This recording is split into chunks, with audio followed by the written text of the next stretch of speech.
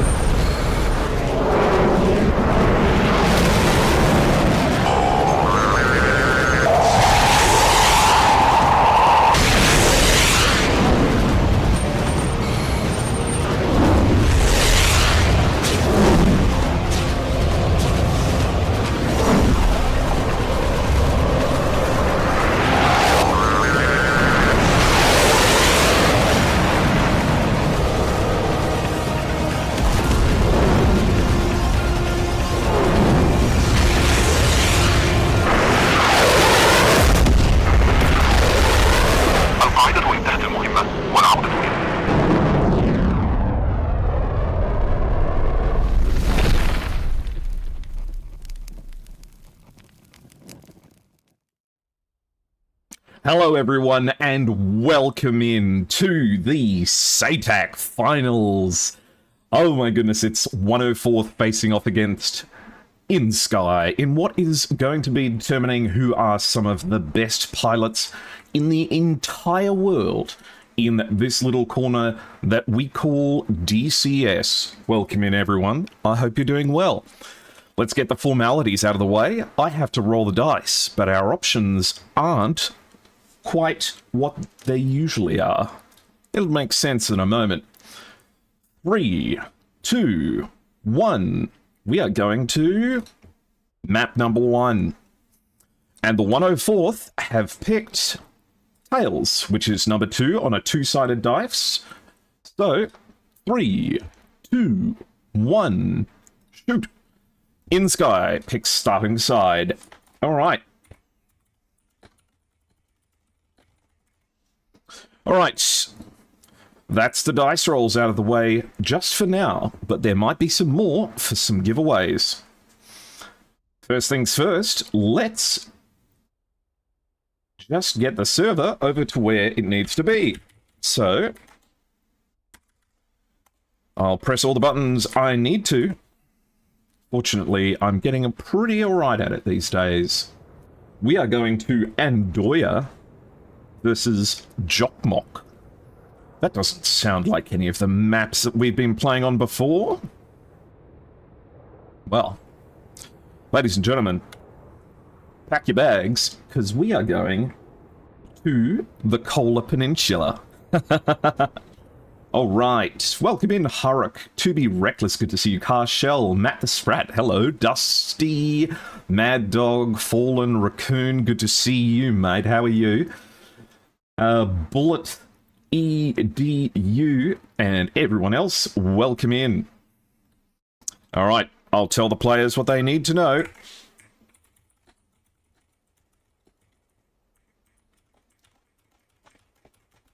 Perfect.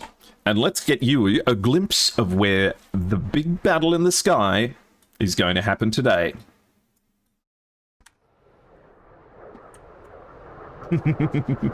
All right. Welcome in, welcome in. Oh.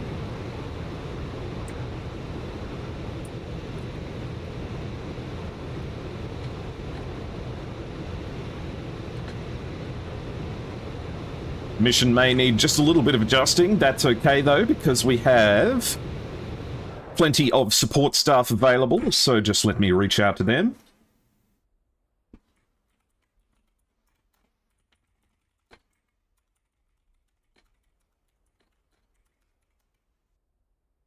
We can get that adjusted.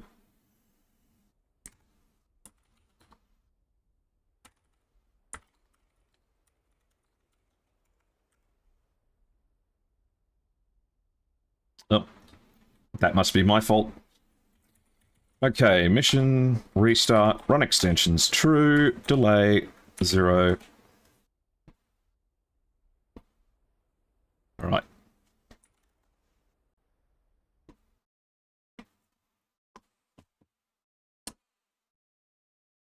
This is going to be fun because the map is new to everyone. Yes, it is. Lucas, hello, welcome in. This auto modelista looking airshow is really cute. Thank you very much. All right, hopefully that fixes things. Let me check. Cool. That looks like that's working now.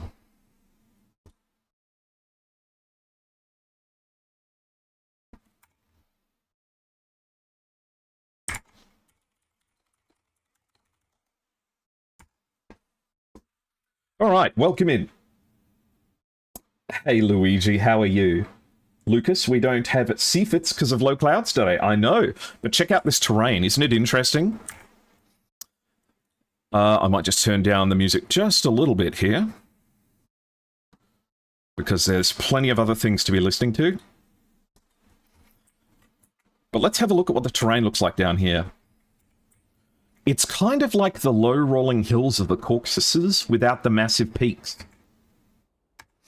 So you know how in the Caucasus Mountains you get those kind of hilly valleys that are nearby the mountains? Instead of the mountains, we kind of get these low rivers here, which is interesting. It'll be curious to see how that affects missile behavior. You know? Right. They weren't for me.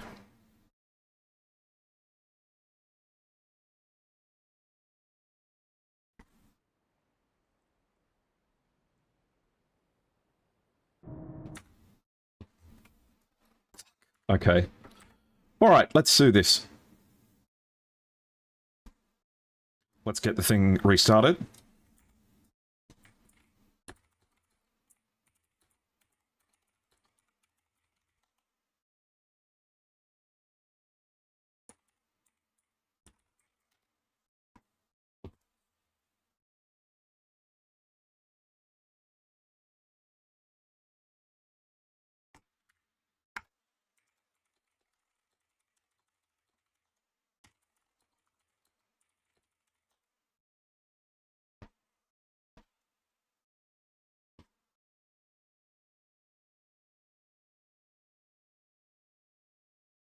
Fighting in the fjords. Hello, Hera Missy. How you going? Are you covering our match later today? Griffin versus ETF? No, I don't believe so. There's a lot of water, so we get to see Seafwit. That's a good point, actually.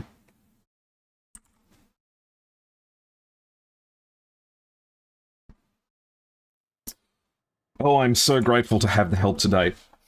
If you don't mind, I will take the time that we have to wait here to whinge. I recently started working again. During the most of the competition, I wasn't working, but I recently started new work, and it is much more grueling than I expected. It's a night shift doing remote support for a production over in the North Americas. And, oh my goodness, it's been like 2 a.m. until like 12 p.m. every day, at least. And it was like that today. So I must admit, I woke up at, I've been up for about 24 hours now. But, that's okay. Oh boy, this, Dos Gringo's going in for guns. Alright.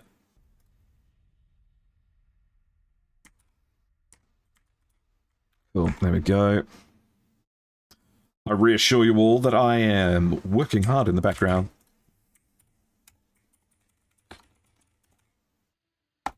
Hello, Skitsy. How you going? How you going? What have you guys been up to this weekend? Have you been relaxing?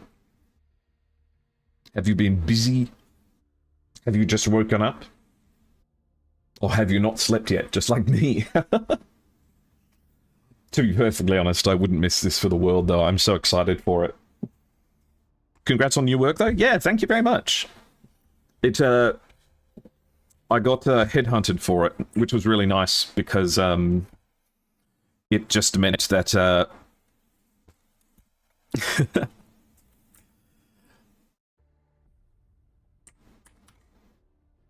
I'm going in for guns. I haven't heard this song in so long. Lost my train of thought there. Better stay under the radar. Just get coffee and you'll be fine. You know I will be. Hey, Nuclearius.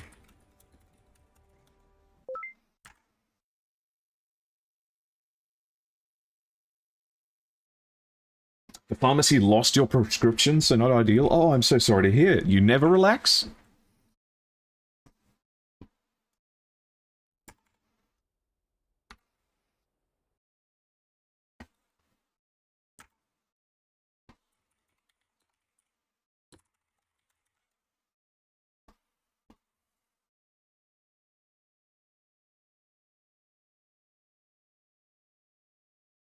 Hey, Zulu, how are you?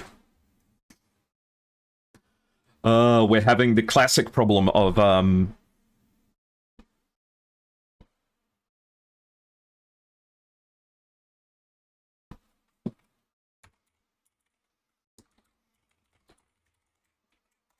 did a guy with the camera and money offer you a job on the streets, like one of those videos on the internet? Look, I live in the UK, okay? Now all of these,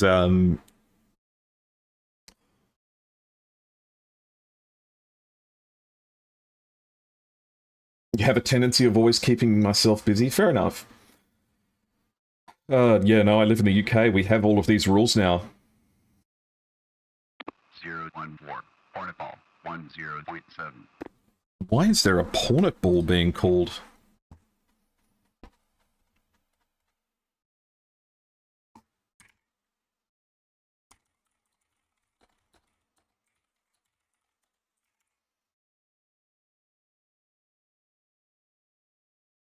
Alright.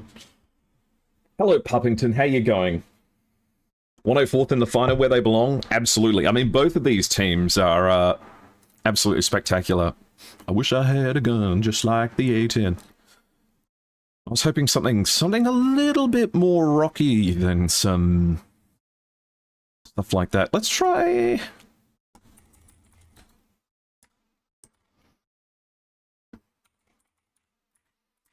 this. So yes, after being awake for so long, I do apologize if the banter goes off in strange directions, but that's okay. We'll just ride the lightning, yeah?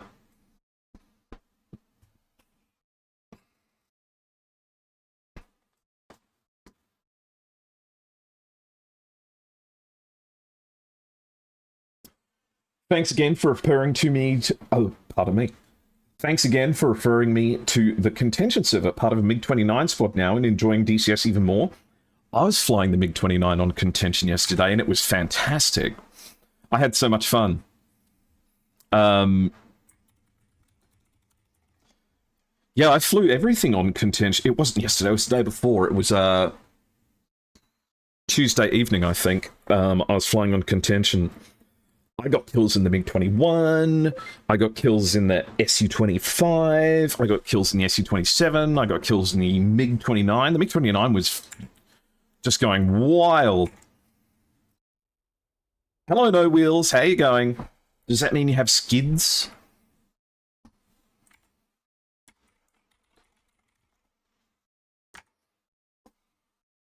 Redline's such a bop. Yeah. Did any of you guys hear the music that was playing in the starting soon screen?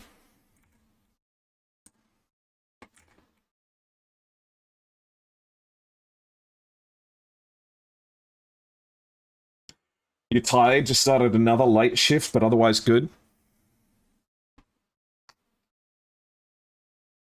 How about you? Oh, look, I'm coming off a very, very long night shift, so we'll see how it goes. Is the full fidelity MiG-29 out? No, it's not. They've just released the first of the kind of teaser videos for it. In fact, I wonder if I have a way of showing that. Let's see if this works. I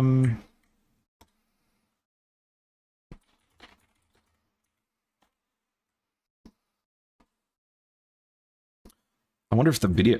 Yeah, this one. Let's turn this down. We can just pause this for now. And can I show that to you? Oh, yeah.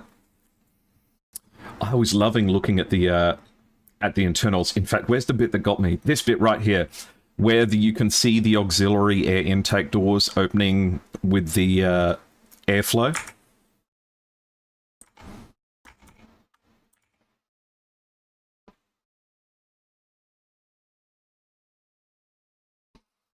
So cool. I'm so excited to try this authentic helmet mounted sight.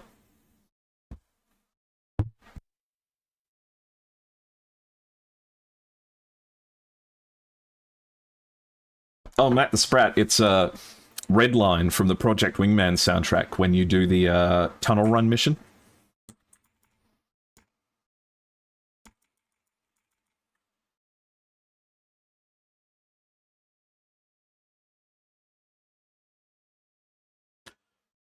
I wonder how you actually get 1,300 miles, though. What altitude would you be cruising at, and what speed would you be cruising at? What RPMs would you have it set to? The problem is that once you start pushing the MiG-29 over 90% RPM, and you use all its fuel at low altitude in like 5 minutes or less. I think wasn't that the infamous quote when it was first developed? They said, "We've developed the finest aircraft in the entire world capable of only defending its own airfield." The helmet HUD looks great. Yeah, I'm looking forward to trying out a slightly more analog helmet mounted device.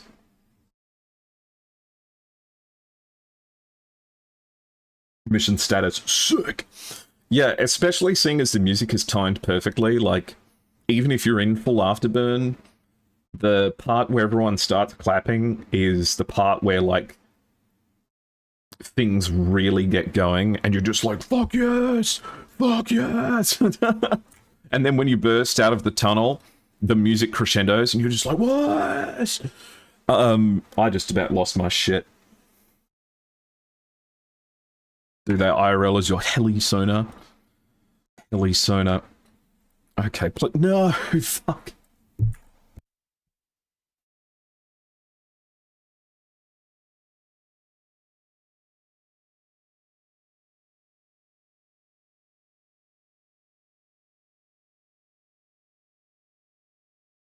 I wonder why it was necessary for the HUD repeater as well. Like, having a dedicated screen for repeating the HUD, was it that necessary of an inclusion on the instrument cluster?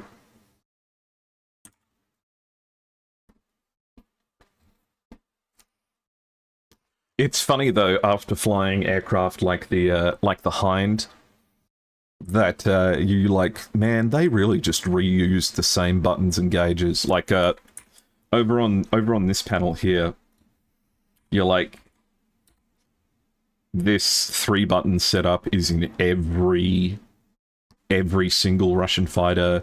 This radio channel selector is in every Russian plane and helicopter. This oxygen selector is in the MiG-21. It's just like, man, this is just, you guys are just going through all the classics here. Love it. Need to play Project Luban? It's fantastic. I really liked it. In fact, I somewhat preferred the way it controlled compared to Ace Combat. But I admit I was not very good at Ace Combat. Sorry to keep you guys waiting. We're just troubleshooting some issues in the background. Your patience is enormously appreciated. Please take this opportunity to have a sippy of a drink and get yourselves all set up, because we will get going as soon as we can. It was for the sun reflection and a few other things. Oh, so like early-ish HUD technology would not have the capacity to project a bright enough image to be visible if you were like flying directly into the sunlight or something like that. So you could use the HUD repeater to get a better view.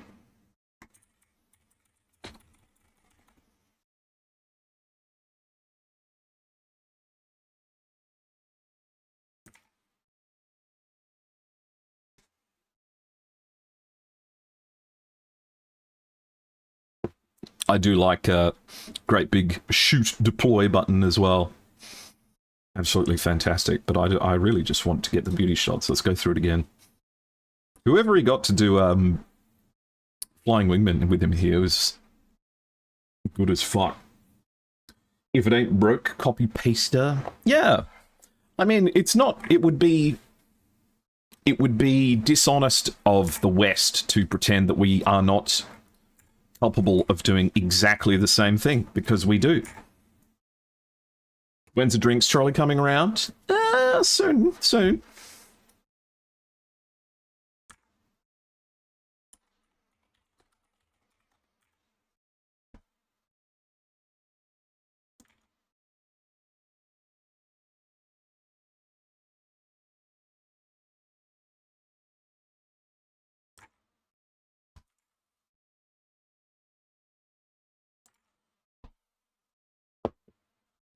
Having the strangest problem with getting friendlies to not show on the F10 map. Hello, Hex. How are you?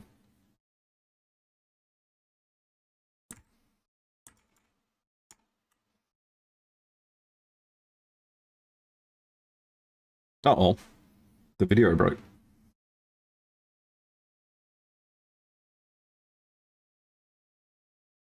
But this shot here is just amazing.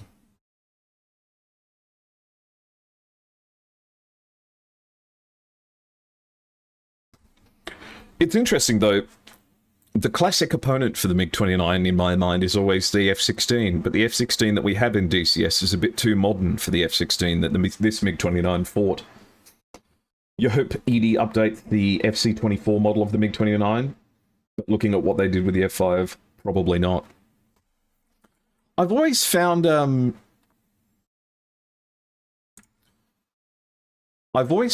it interesting the way that the MiG-29 handles at low speeds when you're taking off and landing, especially when you're taking off with full flaps. I wonder if it's because I have it trimmed incorrectly, but it feels like it really just wobbles when it first gets up. Like, I can never get a smooth... I can never get a smooth pull off the ground. I just like some early ref books I have saying it can't fire the gun with a centerline tank. They've solved the problem with a hole in the tank. Oh, is that why there's a huge hole in the tank?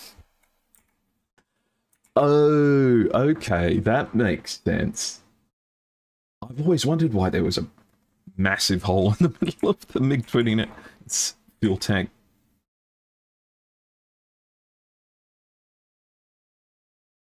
I always think of the R-73 as being a much more modern missile than it is. I don't picture the R-73 and the R-27, not ER, just the original R-27, as existing at the same time.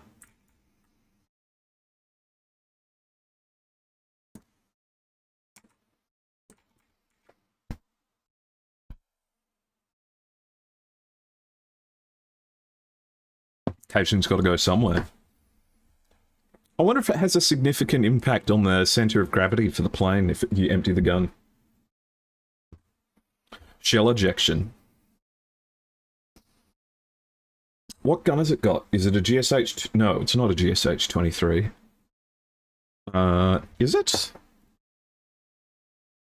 This hole costs like 2 minutes of fuel.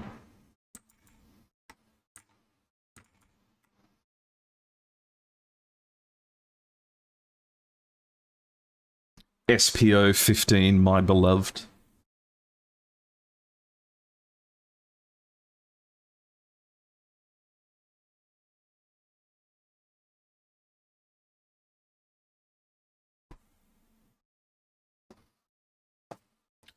Whenever I've flown the MiG-29, I've always felt like it feels like you're sitting a little bit too low inside the cockpit.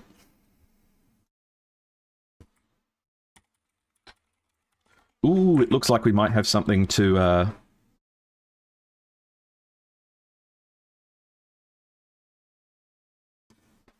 the ammo for the gun is right above and behind the front nose wheel. Oh, I see. It's a GSH-23 or 30. Oh, okay.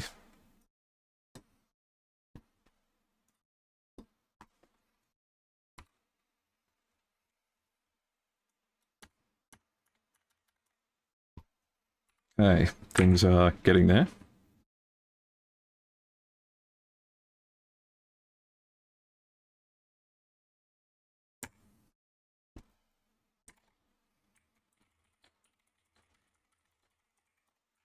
All right.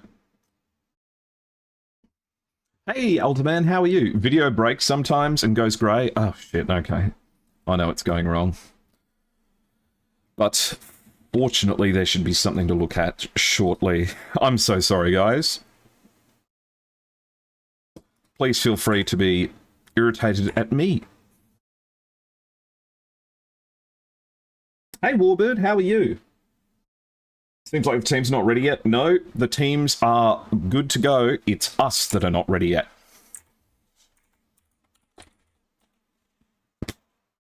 Alright, guys. We are hot and ready to go. Let's just get an ad break out of the way. So you may get hit by ads shortly. But that just ensures that you do not run the risk of missing any of the action. Alright? So we're just going to do a quick be right back, and we'll get ready for the match proper. Cool?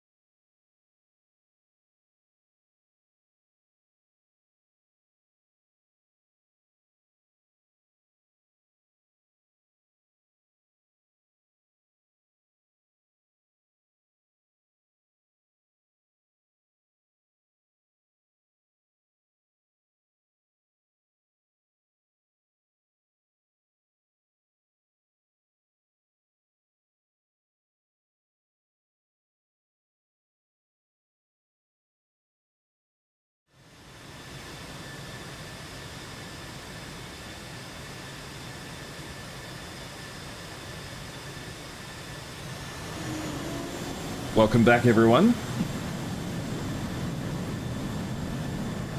Good things come to those who wait.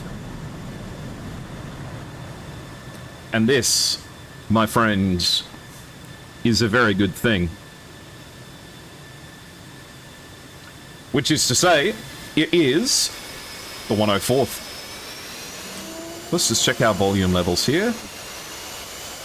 Music's not too loud, game's not too loud. Let me know if you want any of the volumes, meters, anything adjusted. Let's watch the boys in gold roll up, roll up, roll up, and get ready for round 1 of the SATAC finals on the Kola Peninsula. inSky has picked the northern side and the blue team for this match. Teams will switch sides after each round. Both teams have agreed on no ECM.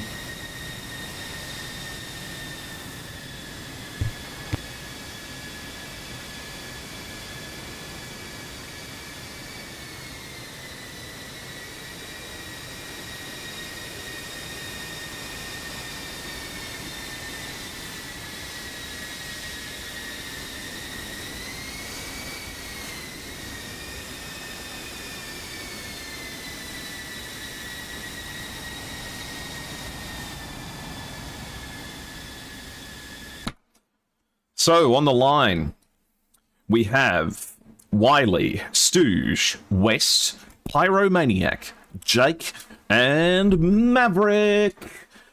Meanwhile, on the other side of the circle for inSky, we have HTWJ, Yanyu, Kainao, 1969, Wu Wei, and Hiromachi. The boys over in 104 are bringing 5 F-16s and 1 F-18. Meanwhile, inSky are bringing F-16s and F-15s aplenty. Let's have a look what it looks like on this chilly runway in the Kola Peninsula.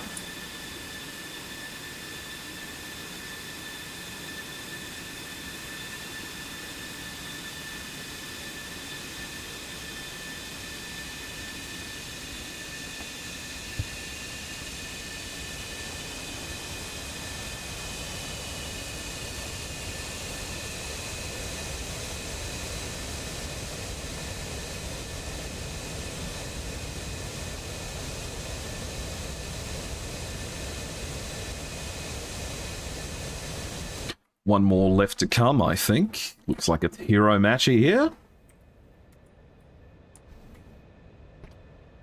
Loaded up for bear. Are they bringing missiles on the outside? No, they're not.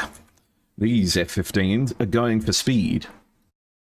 It's a strategy that's often referred to as the Chinese strategy, which is domination of the high-altitude fight in F-15s, firing high-altitude, downward angled shots at low-altitude opponents. It's proved very effective, and 104th is going to know that. So, it falls on them to come up with a response to what has been one of the most dominant metas we have seen in SATAC for a while.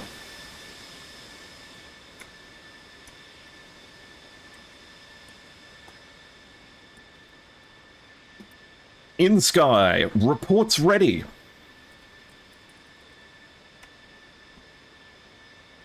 Let's see if I can get all of the numbers right, and I can say a spell go, go, go correctly.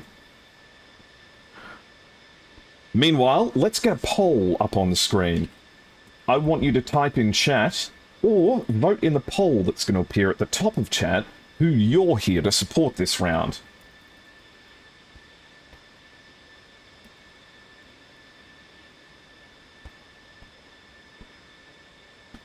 Thank you for the follow, F14D Super. Okay, both teams ready.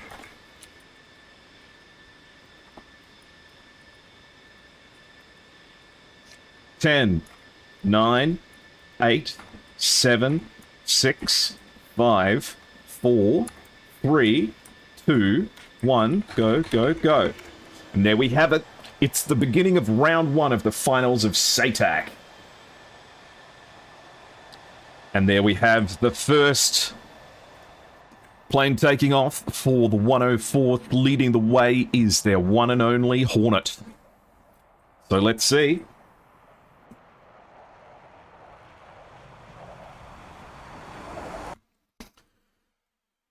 That's Wiley leading the way. Western Stooge, the next two to follow.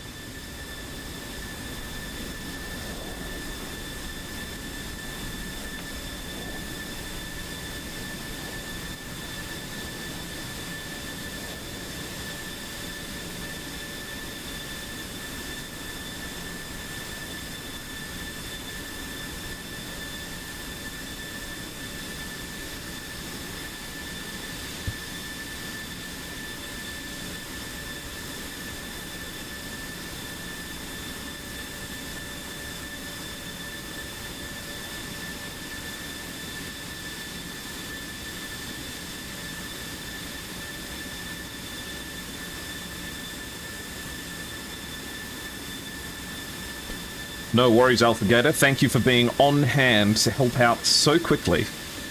Quite a long delay for 104th here. Which team is found family underdogs? If you're looking for the underdog team here, I think it's the 104th. They're the newcomers around these parts. And inSky are famous for their fighting experience. They have won SATAC before. And they want to do it again. Now, let's be honest, I didn't expect the music to go in this direction. What is even playing? Push the boat out from the Astrobot soundtrack. Okay, I've had some pretty bad auto-generated playlists, but this is a new low.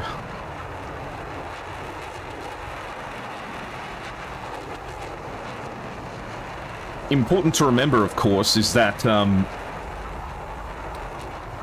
this is being streamed also over on Bilibili for quite a large Chinese audience. So, if you don't see people wildly cheering for inSky here, it's because they are probably doing it from their home turf. Not newcomers within the competitive scene, Grunt Life, but relatively new to SATAC. That being said, they ooze professionalism and discipline.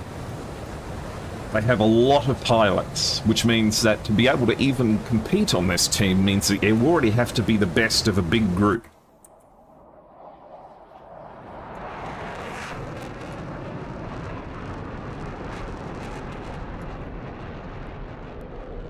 Wait, no, I'm getting my stories mixed up.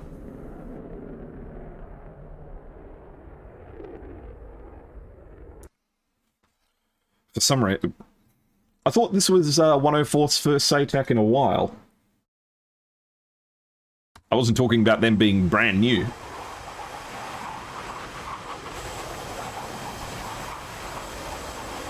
You will forgive me, I have not slept in a day.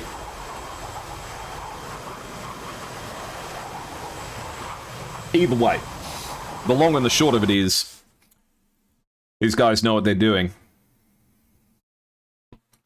So, we see Yanyu and 1969 peeling off to the west. We have HTWJ and Wu Wei peeling off to the east, and Kainao and Hiromachi relatively central. In terms of the terrain there is to dominate, it looks like the flattest area for fighting will be this eastern side, which has the smallest amount near the city over here. Meanwhile, the further west you go, the more terrain you get to play with. And these hills are nicely spaced to be able to dip in and out of. I wouldn't be surprised if we see things going close. And as a result, I'm going to go do a soul read. A soul read here. I think the 104th is quite enthusiastic to fight on the western side of the map, more so than the east. Though let's have a look at how high these mountains get over here. Okay, so neither side is not much better than the other, but I think west would be the preference if it was a choice between the two.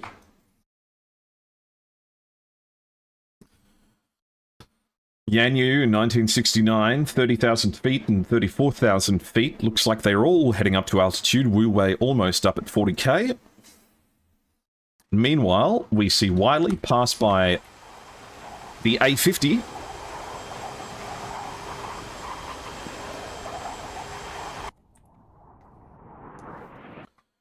They're about to enter the circle in a straight line. And in fact, it looks like West and Jake are heading up the eastern side. Stooge, Pyromaniac, and Maverick getting going here. And in fact, Maverick only having had just taken off here. So it seems that 104th are willing to see where the cards land in this battle here.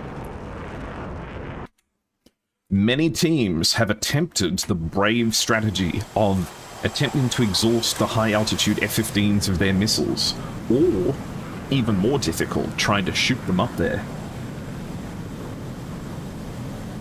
Welcome in, Sharon. Welcome in, Vetisek. Looks like the 104th are the firm favourites in the poll so far. But as we said earlier, I'm sure if the Chinese were all watching here instead of on Bilibili, where they can get some native speakers giving them commentary, kindly provided by Li Tong and HDA.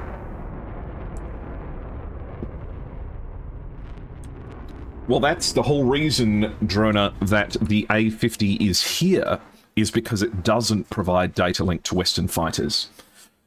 The finals of SATAC are fought without data link, only fighter-to-fighter data link, which means that the players have to bring a GCI to interpret the radar data using LOT ATC, act as an AWACS for their team.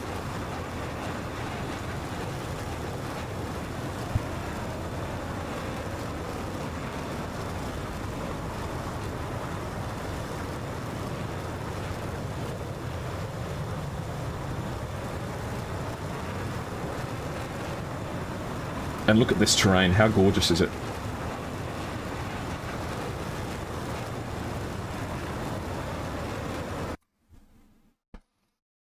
(1969's) peeling enthusiastically. Looks like they're going for a full spread throughout the entire circle. So, whether or not the 104ths decide to dig their heels in one location, or if they spread out equally to meet them one-to-one.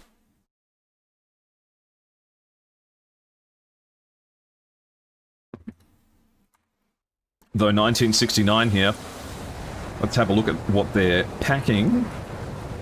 The high-speed, low-drag outfit for the F-15. So for those of you who might not be aware, it's quite common among F-15C drivers, and even F-15Es sometimes, to make certain choices so that they reduce their drag, which includes not bringing a Sidewinder on the outer pylon, therefore foregoing 2 Sidewinders and not bringing the centerline fuel tank so that there's no pylon there.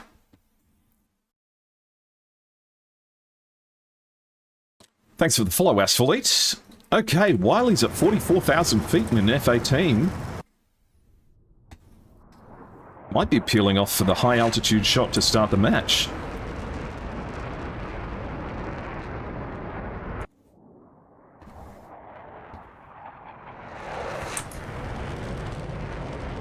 And there it goes. Wiley opens fire.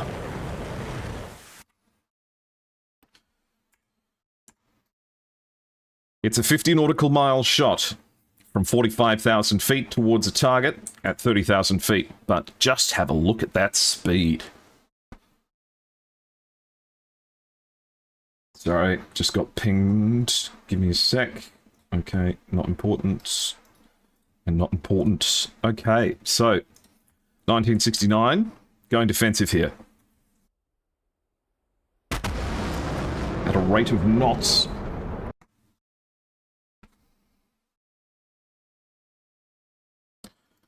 This AIM 120 at 75,000 feet, slowing down to 1,400 knots.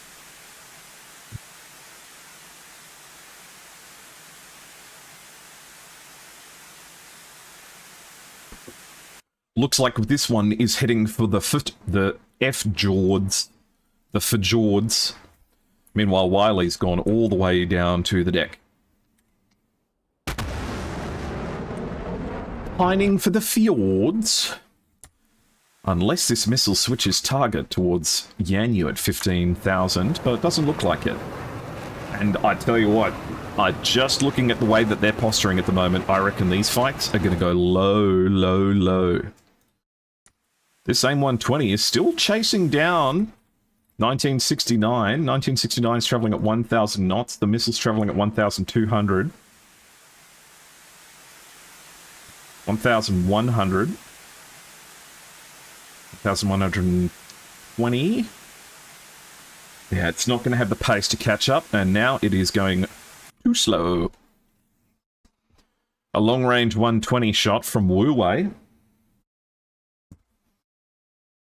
Meanwhile, West takes up the challenge, fires off their first missile, and trades the altitude for speed. If this is going up towards Wu Wei, this might be a pretty lethal shot from West here. This missile traveling at 1,300 knots.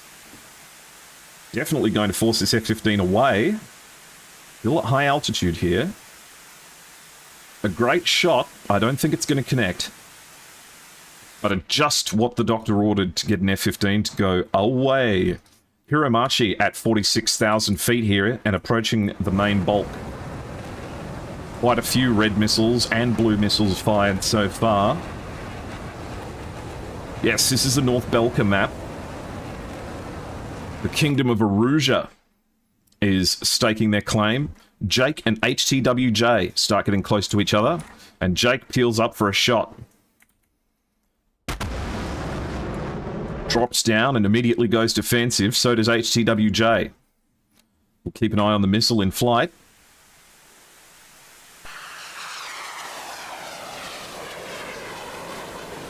HTWJ just peeling over the top of the mountain, if you can see it.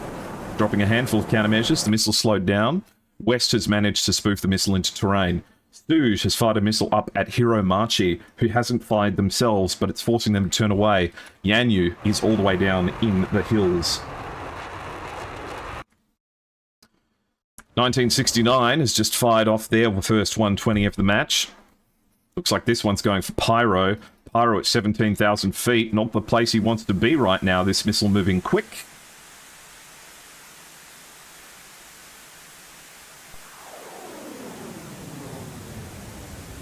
Did he manage to notch that just like that? Oh, wow, he did. Okay, I was expecting that missile to track Pyro all the way down, but actually he just managed to notch it at 10,000 feet, which is not easy to do.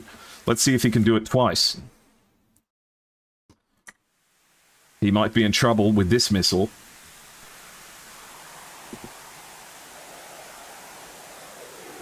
Missiles at 1,000 knots, but Wu Wei here gets caught out at high altitude from a missile from Pyro. Oh my goodness. They've managed to crack the shell of the impenetrable Chinese fortress of the high altitude F-15s. As Wu Wei goes down from a missile I think came from Pyro. Pyro under attack from two separate enemies, showing why they're one of the best. I need you guys to share some anecdotes about Pyromaniac, because I know that they are some of the best of the best of the best of the best of the best. And there you have it, Pyro kills Wu Wei. Are they going to get another one here? That's the question. It's going to be close. Looks like the F-15 makes the right move, though. Meanwhile, Jake's got a missile to contend with down here. Trying to catch up with him. Nearly, nearly, nearly, nearly. Jake gets away. Expert missile defense happening here in all directions. Jake peels up for a shot. Looks like this one's heading towards Hiromachi, who's already defensive. Stooge, 1969, only 11 nautical miles from each other. Stooge fires a missile up like an ICBM to head up to high altitude. It's got 10 nautical miles to cover. Pyromaniac and HTWJ, only 7 nautical from each other. And this missile's for the snow. This missile runs out of steam before it gets even close. But Pyromaniac is behind HTWJ. And if there's one place you don't want Pyro, it's right behind you. Unless you're his wife. Or husband, I don't know. Maverick. Why did I say that, man? I'm so... Maverick chasing down Kainao. Maverick chasing down Kainao. And Kainao says, I think it's time for me to go, Kainao. And defends at 3,000 feet. Pyro and 1969 are both tied within the competition, both with 14 kills, second only to Breeze of ETF, Maverick, and Yanyu trade missiles, but both go for the terrain. Looks like Pyromaniac is pushing into the main central GUI center of the inSky boys and manages to get a missile off towards Kainao, who crests the hill at the wrong time. This missile's perfectly lined up. Kainao successfully manages to notch it, though. Pyro's got one coming in return. Is he going to be able to get away from it? That's the question. No, Pyro goes down, overextends a little bit too far, and loses the trade against Kainao.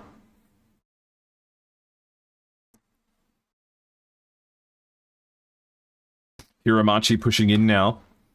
40,000 feet, 2 AMRAAMs left.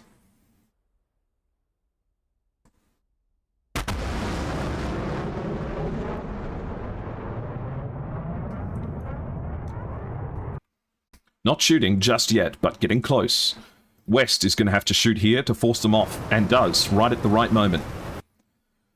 Hiromachi's going to have to defend more than a little bit hard here. This missile has 7 nautical miles to go. 1,500 knots. 1,300 knots. 1,200, and it's going too slow. Whoops. An AIM-9 chasing Kainao as well.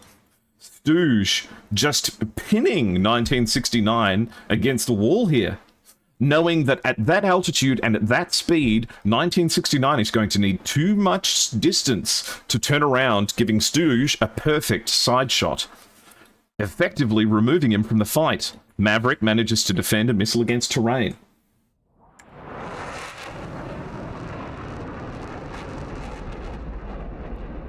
Hiromachi managed to take out West as well here. As Kainao's got a missile to defend at close range. Kainao gets splashed by Wiley at close range, and a second one goes out towards Yanyu. Yanyu gets hit as well.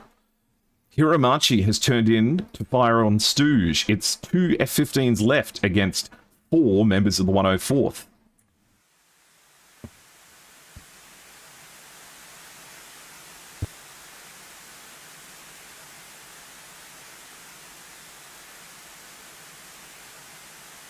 And of course, don't worry, guys, there will be cover. And this is exactly what I was talking about.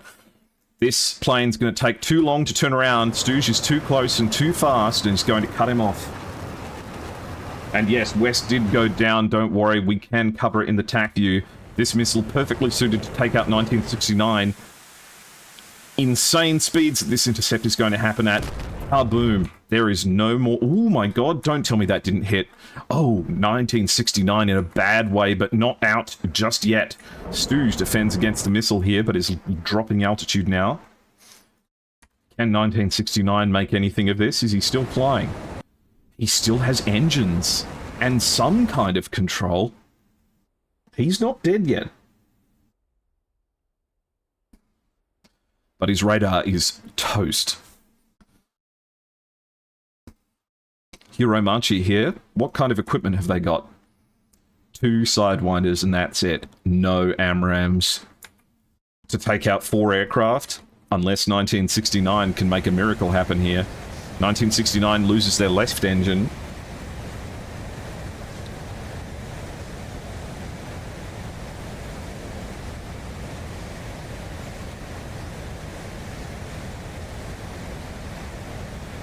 Looks like the leak or the fire has gone out. Actually, no, that was the last of the fuel leaking out of the plane. That thing is drier than Ben Shapiro's wife.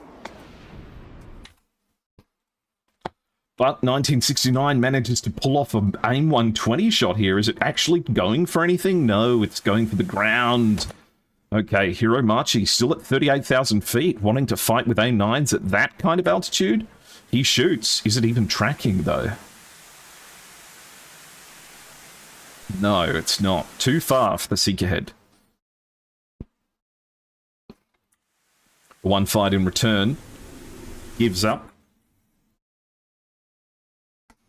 As Maverick manages to take out the crippled F-15. Of course, for their AWACS, it would have appeared to be just as deadly an aircraft as any other, but Hiromachi now pulling in behind Maverick. Hiromachi fires off his AIM-9. Maverick dumping countermeasures. Successfully defends the missile. But Hiromachi's pulling in behind. Too fast, though, to drop down to that kind of altitude.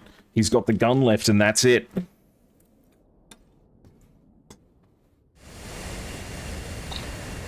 Has to jettison those tanks, man. You should bind it to an easily accessible hotkey. Maverick's turning around for revenge. One missile on his wings. Doesn't get it off, though. Oh, it's a merge.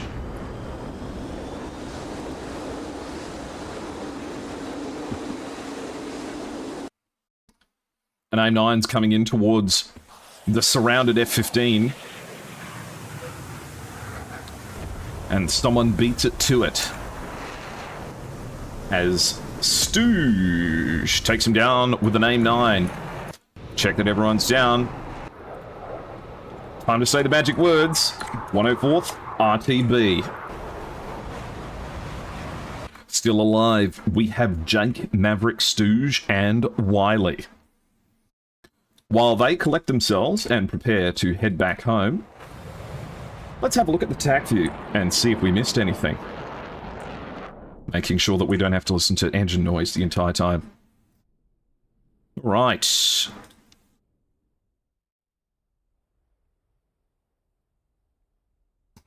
No, EG Exile, it's a fight to the death no matter what. So, the 104th members that we lost here, in this instance, are Pyromaniac and West. We saw what happened to Pyromaniac, but let's have a look at it in a little bit more detail. Kai now here, defending against a missile fired from a long way away, actually. From Maverick, actually. So Maverick fires at Kai now.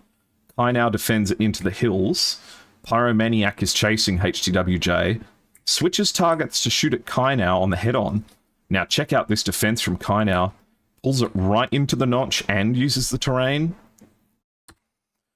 Meanwhile, the 125 towards Pyro, he just doesn't have quite enough altitude to get all the way down.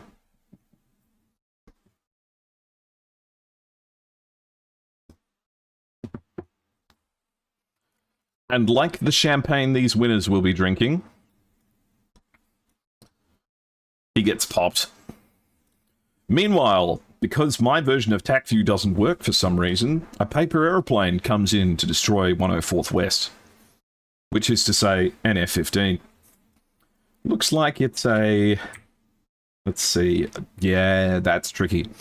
It's a 12 nautical mile shot from 40,000 feet down to 13,000 feet. Unfortunately, that is well within the lethal range of these missiles. Unless you're lucky, I don't think you're going to be able to ditch enough altitude unless you go straight down to defeat this thing kinetically. What's interesting, though, is that the missile fired back at Hiromachi didn't catch up.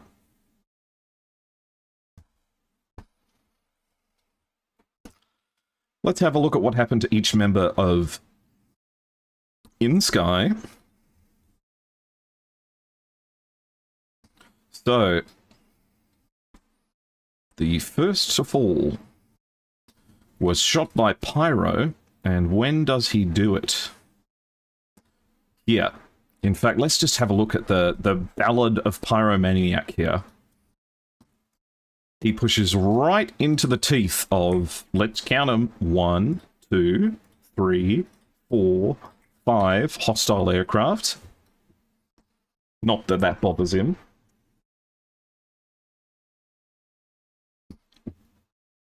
Successfully defends a 120 fired by 1969 with, like, look at this dodge. What a clean move. Missile in the air. And he just like, yeah, no, I'll turn around. That way I won't be going where the missile's going. And he gets away with it.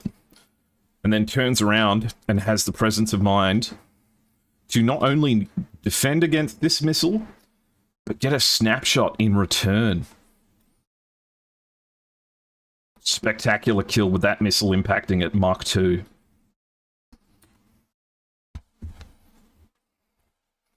Meanwhile, the rest of the battle continues, and the next to fall was HTWJ. This one we missed, and it was a shot from Jake. So, Jake, 9 nautical miles away, both planes at around 10,000. Actually, no, Jake's at 14,000, HTWJ's at 10. They fire at almost the same time.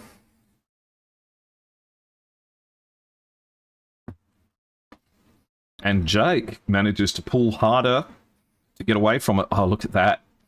Jake manages to beat the missile fight at him by spoofing it directly into terrain. HTWJ starts chaffing, but doesn't pull it into the notch and gets splashed.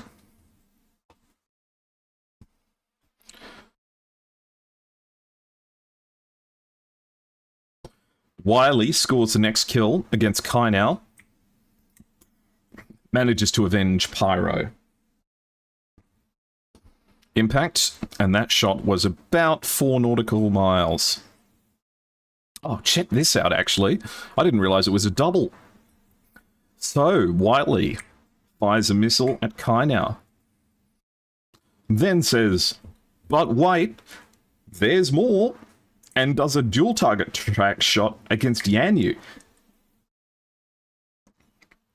Spectacular killing there. And the rest of the fight we all saw happen. Stooge manages to catch 1969 in the turn. 1969 is badly damaged from that. And then Maverick manages to pull in behind Hiromachi, but not before a missile from Stooge comes and seals the deal. Stooge says, I've spent the entire match chasing this guy. Maverick, you can fuck off if you think you're going to steal this kill from me. And Maverick says, no, sorry. I'll shoot nerd. And Stooge is like, no! Fuck. Okay, let's watch them fly back so I can take a break from talking.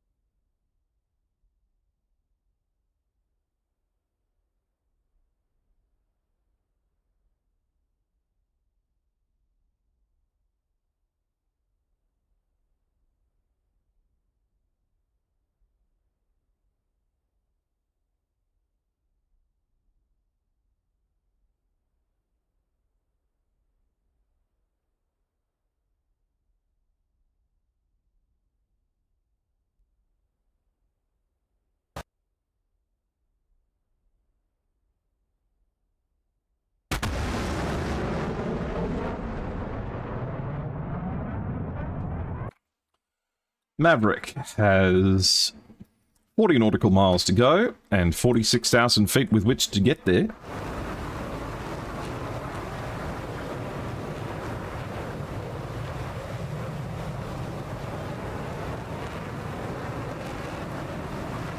Though I must admit I have always found Maverick in these competitions to be a little bit, you know, of a letdown. Just because, you know, he's never brought a Maverick. The 104th do have a sexy livery. Mm-hmm. I like everything about them. They're a great team. Great team, great people. I definitely think that the 104th is one of those cornerstones of the communities, of the DCS community. You know, they're omnipresent.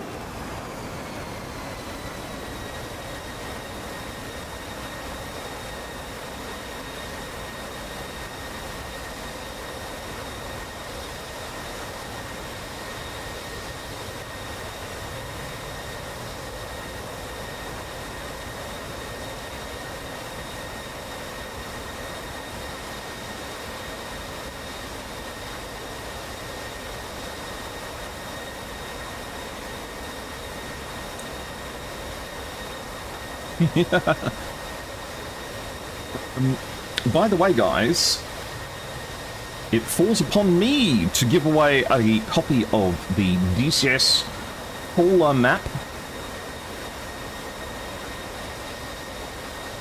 Question is, how should I do that? Let me see. What do I call it in the other view? Ah, I see. If I go here... No, not that one.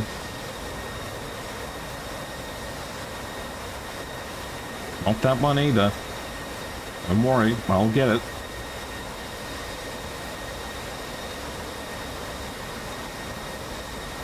It's this one. Alright. But let me hide this for a second while Maverick celebrates their return home.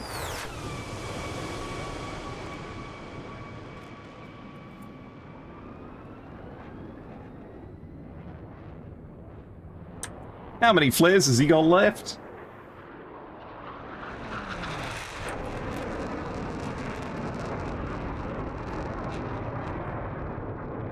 $19.95 a month website.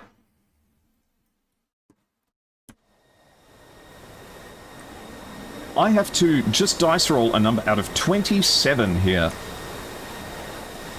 to give away a copy of the Cola map. So 3, 2, 1. The number is 22. And give me a second to count up.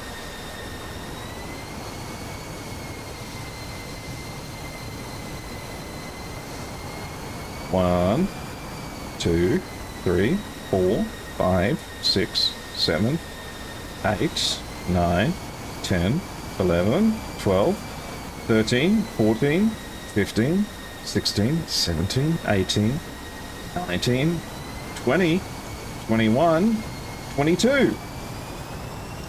The winner of the Polar map is Ketpot. And I'll let Ket know.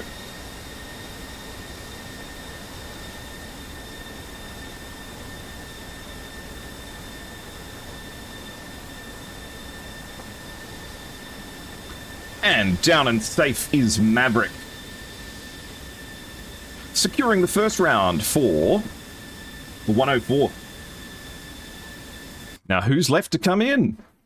Looks like Wiley's next, managing to get that amazing double kill.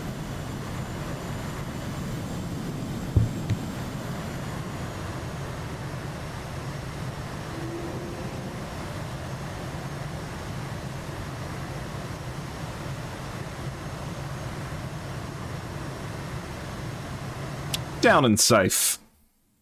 Who's next up? Jake, managing to score a kill as well.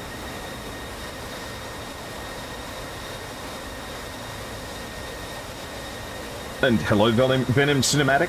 Hello, Animarchy. Hello, Finboy, Infrared, Spades, Eagle Eye.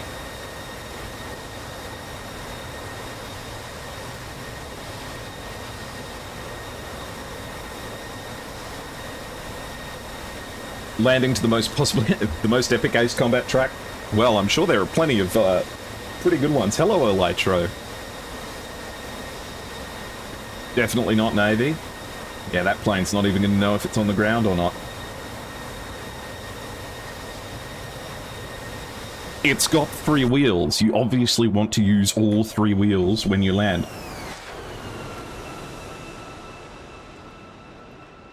Unbelievable. Was a crew chief mean to you while you were growing up?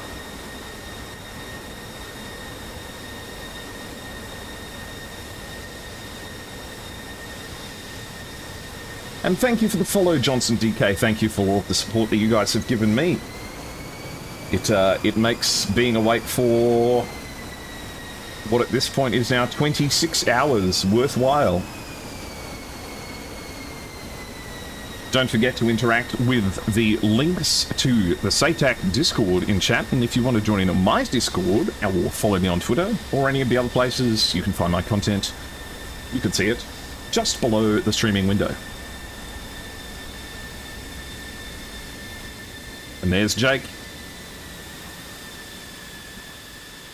Landing safe. Stooge is the last one left.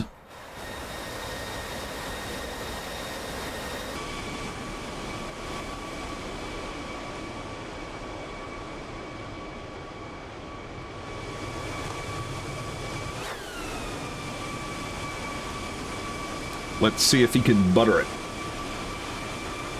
You were mean to be growing up? Yeah, but you did deserve it. You remember that shirt you wore? Remember that shirt you wore to school that said eat, sleep, game, repeat? Let's be honest, you kind of were asking for it.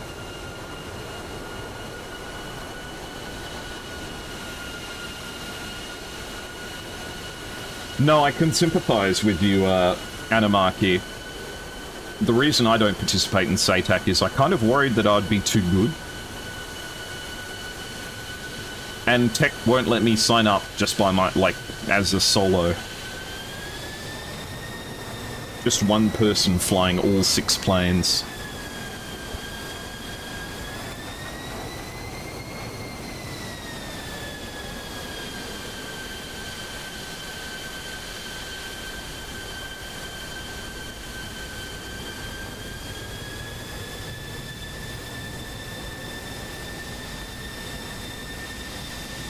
It was too big, to be fair. Yeah. And then you had that pinstripe fedora that you're wearing with it, too.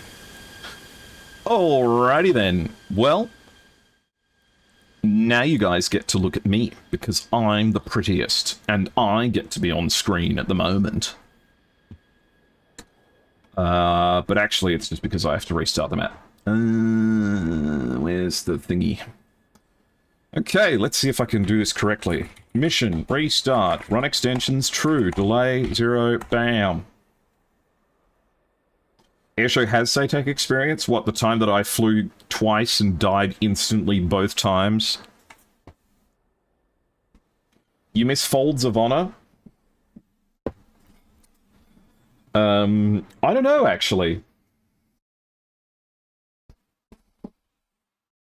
I heard they were going by Creases of Honor now. One person flying 6 planes is bad, but what about 6 persons flying 1 plane? Isn't that what the A6 is these days? What is it? The Prowler? E6? 4-man party band. Alright, guys. It's time for you to hear some words from our sponsors. And by sponsors, I mean Master Arm servers, and also from the sponsors of Amazon.com, because I have to play ads, or else you might get ads in the middle of the fighting, and I have to do lots and lots of hard work. I have to prepare for the next round, okay? Look at how difficult it is to prepare for the next round. Look up at the top left-hand corner of the screen.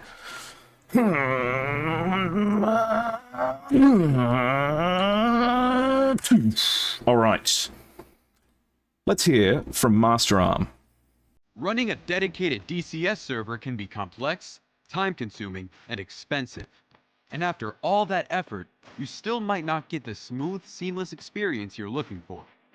That's why virtual pilots and virtual squadrons choose Master Arm as a ready-for-immediate-use solution and for peak efficiency.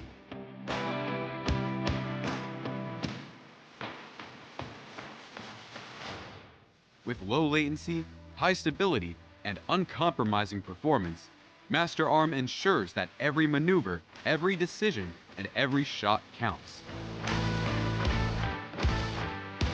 Stay mission ready.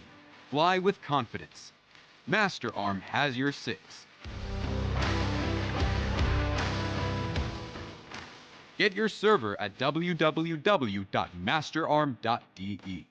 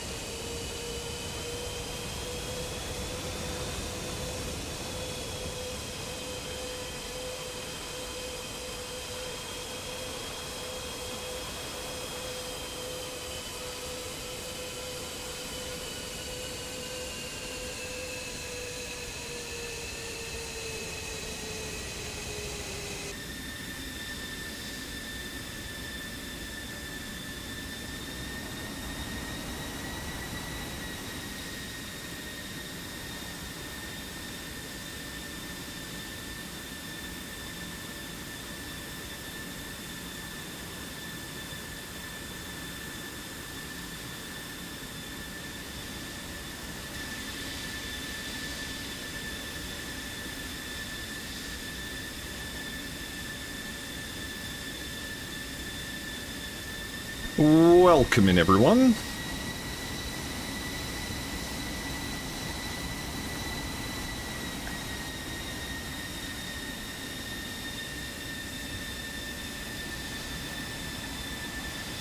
We need a Mover and Gonky commentary while this is going on.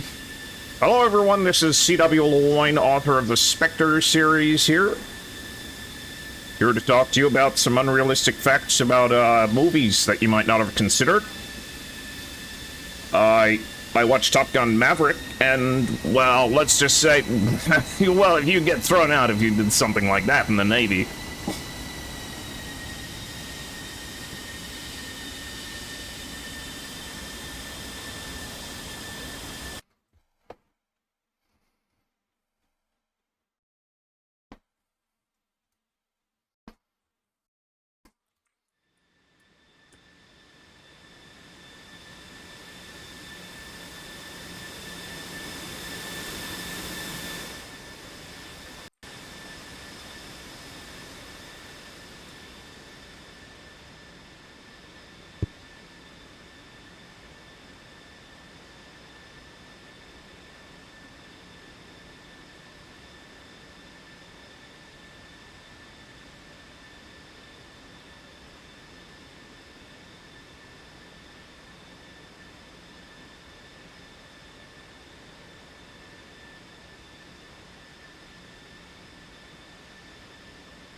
The amount of trash I've heard Mover talk is insane. Yeah, but at the same time, if you're actually a fighter pilot, like if you are actually a fighter pilot, I kind of think that you get to say whatever you want. Just here for the 104th?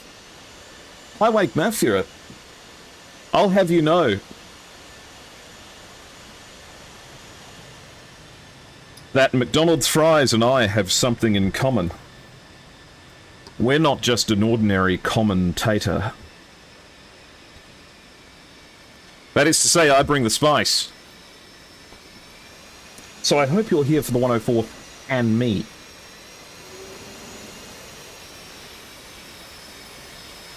Posadist Pac-Man? Isn't that the doctor that looks after feet?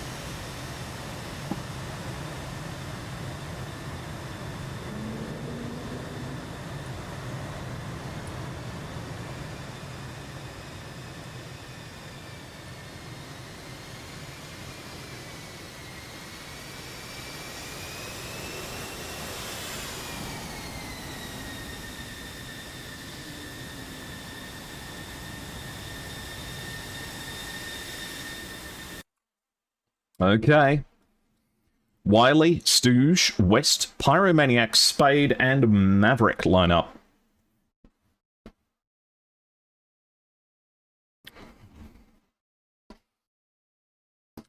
Hiromachi.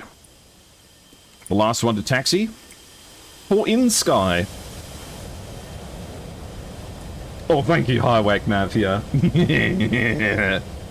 You keep talking like that, and you're going to make my wings flap.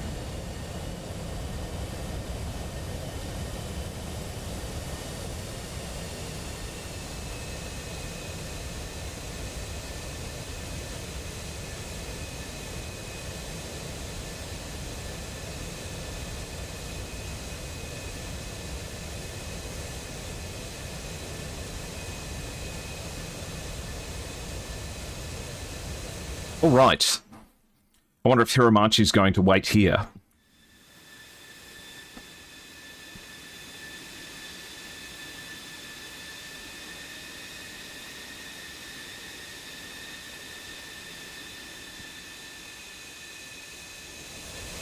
Alright, shall we get a poll on screen, hey? Who ended up winning that, that competition that you were in, Anamaki?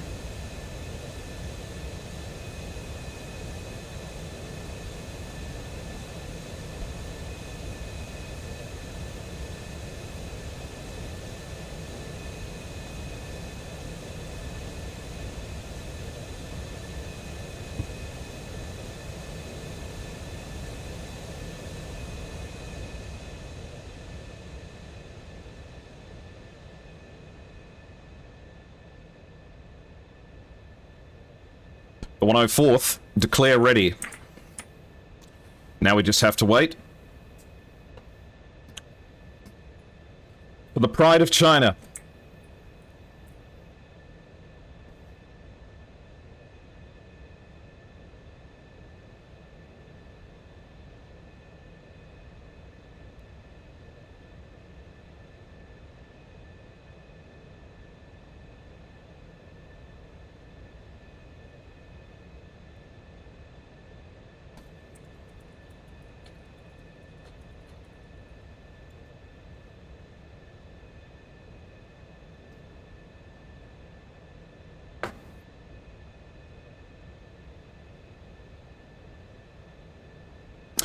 I have so many custom...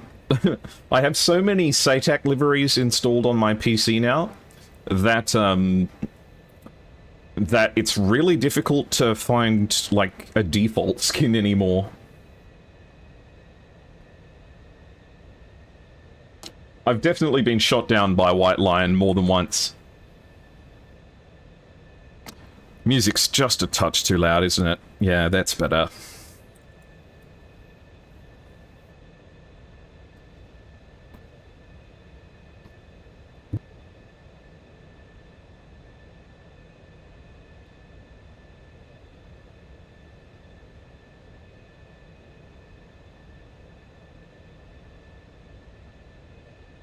Okay. Both teams ready. Get set.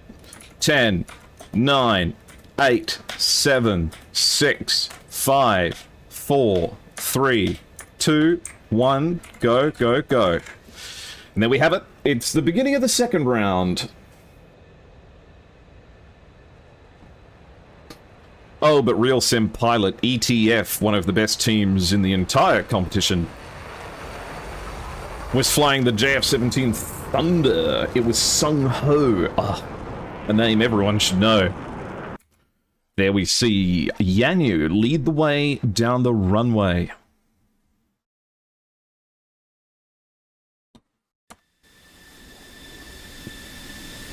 I wonder if we'll be seeing a similar long delay for 104. They were happy to wait quite a while after Wiley took off.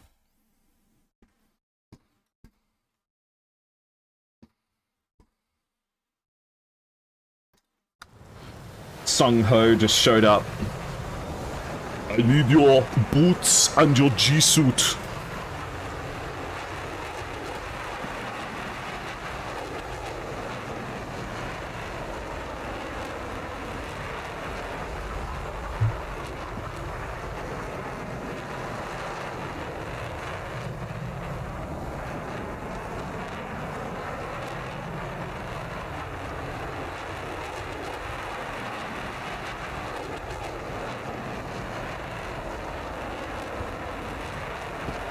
Okay, Kai now follows right behind, as Stooge and West are the next two for the 104th.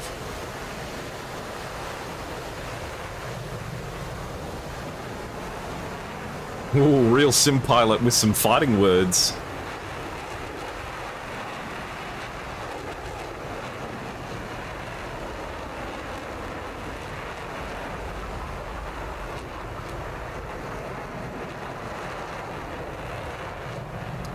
Beautiful.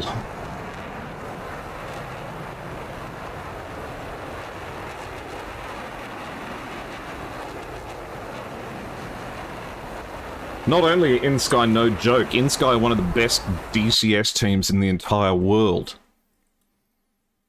It's the hand-picked elite of an already competitive Chinese competition.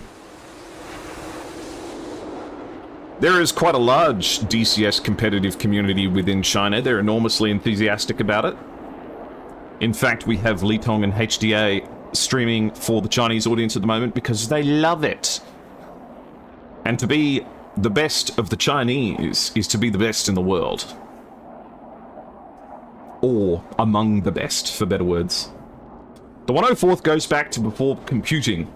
I'm pretty sure they were playing flight simulators with, like, I don't know, like pencils and paper. I'm just going to quickly refill my water, guys, because I just realized it's empty and I really need to stay hydrated. So give me 1 second, okay?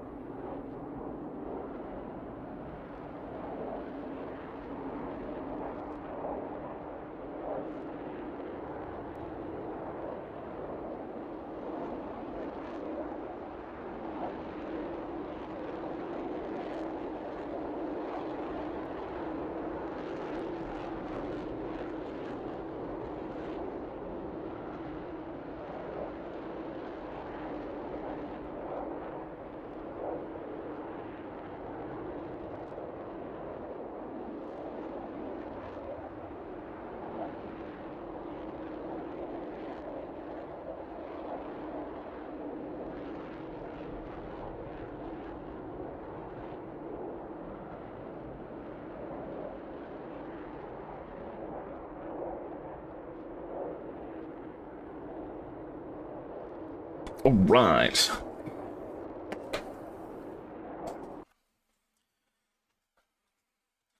So, Wiley leads the way. A relatively relaxed series of takeoffs for the 104th, and Maverick content to have had not taken off at all. If you're looking for the 104 skins, you can join their Discord, which I believe is what this link is to.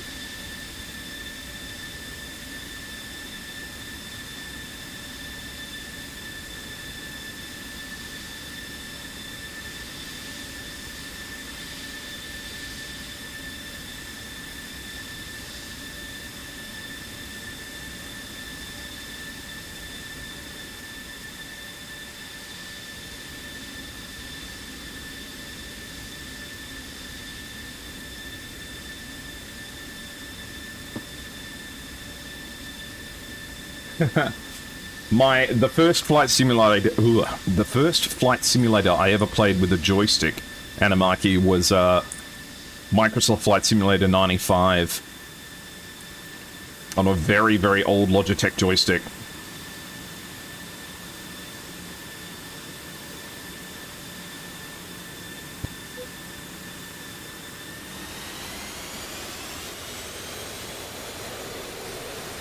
Ah, and Maverick was waiting for Blue to take the target area.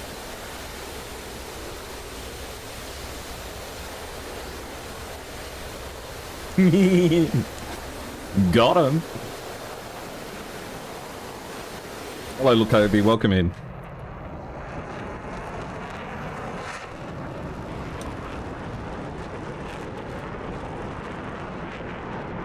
Oh no. Okay, so Wiley makes it in. We have a, oh fuck, this isn't a rhombus. Trapezoid? I guess it would be a trapezoid if it was, this way, I don't know. More of a diamond, actually. What am I talking about? HCWJ enters the circle.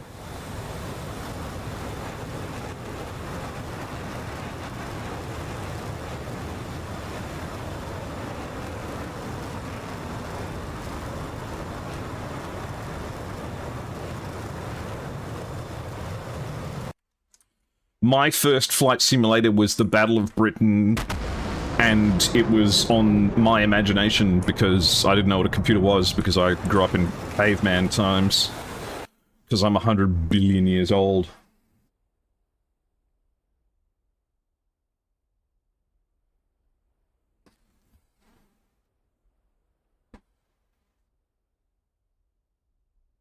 I mean, you just have to hear the words, B-17 bomber.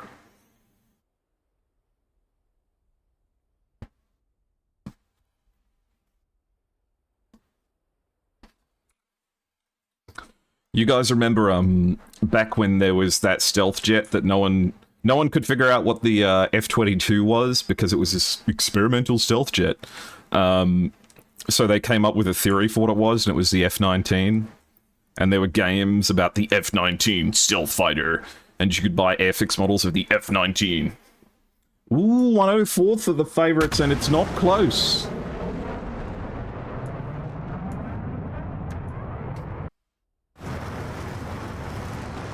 Yeah, 104th was founded back when you had to play flight simulators by putting a piece of transparent plastic on your TV screen and then plugging in, like, a remote that was the size of a car battery into it.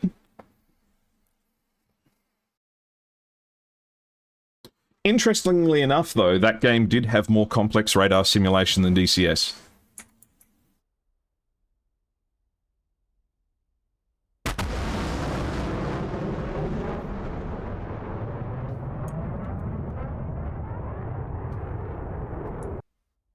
You hope you can make it to Fulcrum release. I just hope I could live long enough that I can see my dying wish is that the DCS MI8 comes out of early access. And Wiley fires the first missile of the match up at 47,000 feet, and that one's going out towards 1969.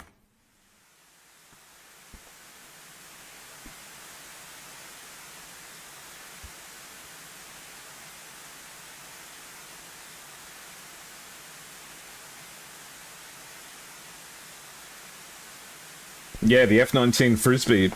I love that too, because they thought it was going to be a super low altitude, high speed strike aircraft.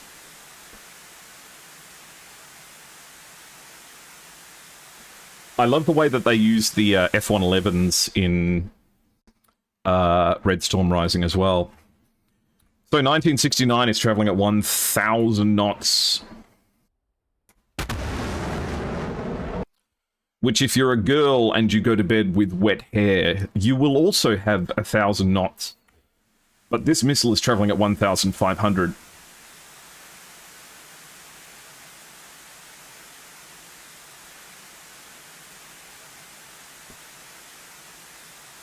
Looks like this one's crossing over the top of 1969. Maybe it's going for Yanyu.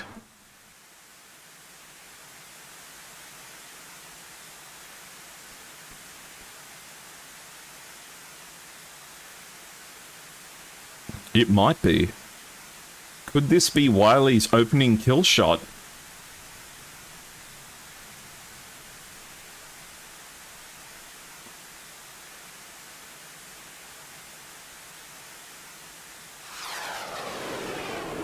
Not quite, but man, that was a good shot. You think you'll get old enough for an SU-30? I don't know, Tech. With the lifestyle you lead, man, if you keep hosting SATAC, you're going to have a heart attack by the time, I don't know. You and me are both going to have a heart attack around about the same time, I think. It'll be SATAC 2035, and I'll be trying to make sure that the players that are connecting from Mars can get a stable connection to a DCS server that's in Germany, and they'll be getting mad at me, and I'll just have a heart attack and die. Okay, Hiromachi fires an AIM-120. If this is going high, it's for Pyro. If it's going low, it's for Wiley. Looks like it's for Pyro.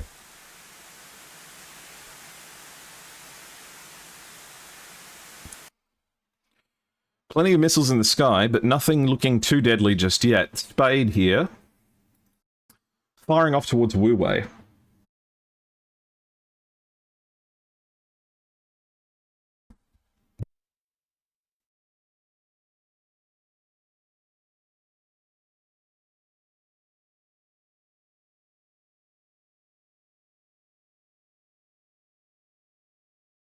Hopefully Pyromaniac's not in trouble here. Reacting quite late to this missile.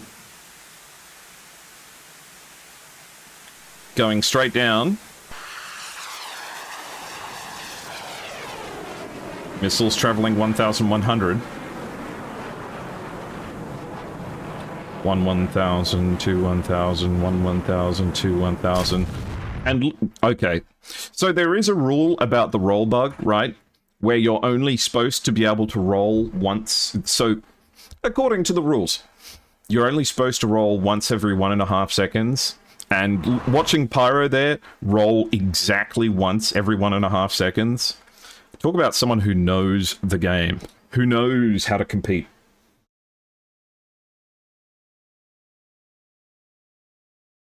Okay, West is defending here. He's at 10,000 feet and dropping, though. Question is, has he got the space to move? I don't see him. I don't know if you do. Okay, he's just over the tip of the missile. He's plenty far away. And 1969 gets away from the one shot back. Pyro here going ultra defensive against the 120 that Yanyu fired.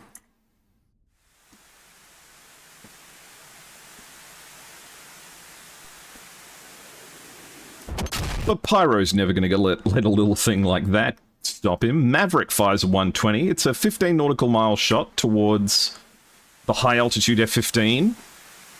inSky's F-15's definitely being more cautious here, but Maverick might get lucky. I think the F-15's had too much time to react, and Hiromachi starts turning cold. Maverick needs to notch this now. And he does! And then he doesn't. Oh, no! Does it... Oh, Maverick manages to... Oh, gets very lucky there. Oh, okay. Maverick getting the dice roll in his favor. The proximity fuse just not catching him. In fact, I'm not sure if that even was desync. Part of me thinks that because he rolled away at the exact moment it detonated, I think he might have been outside of the damage cone of the missile. Stooge here contending with the missile as well. 104th showing off some excellent defensive skills here. However, 1969 is peeling in above Wiley here. 10 nautical miles, only 7 to go. Wiley's going to have a hell of a time getting away from this.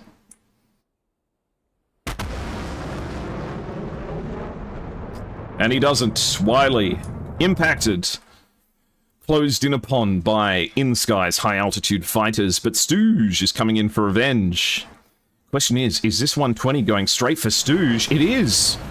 Stooge gets away from what's happening with the missiles today!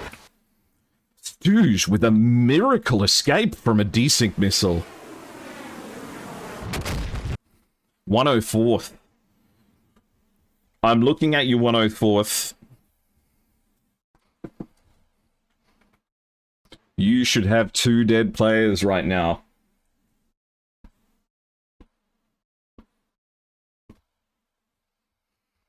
Let's see if they can take that gift and run with it as Wu Wei pushes in.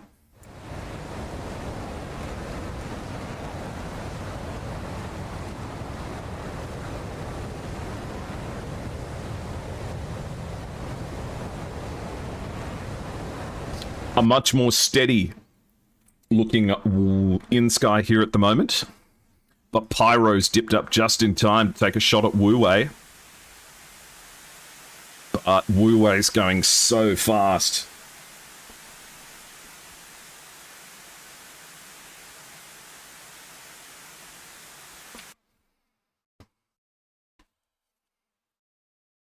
Okay, West knows this one's coming. It's a 9 nautical mile shot. That's a defendable range.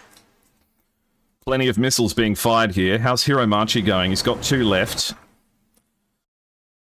The moment these F-15s run out of missiles, their effectiveness in the fight dramatically decreases. Stooge with a 20,000-foot shot at 11 nautical miles. Hiromachi, I don't think, is defending hard enough here. This is going to hit him straight on, unless he can pull the right shapes to get away from it.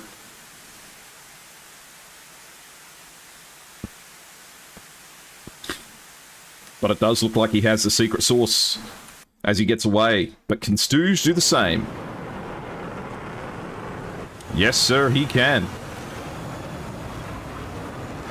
As the AMRAAM shaker kicks in. Yanyu here at low altitude, getting dangerously close to Pyro. Whipping a missile off the rails at 6.5 nautical miles. Pyro, the second one to shoot, caught up at 6,000 feet, but does have terrain. This is for first place. This is the finals.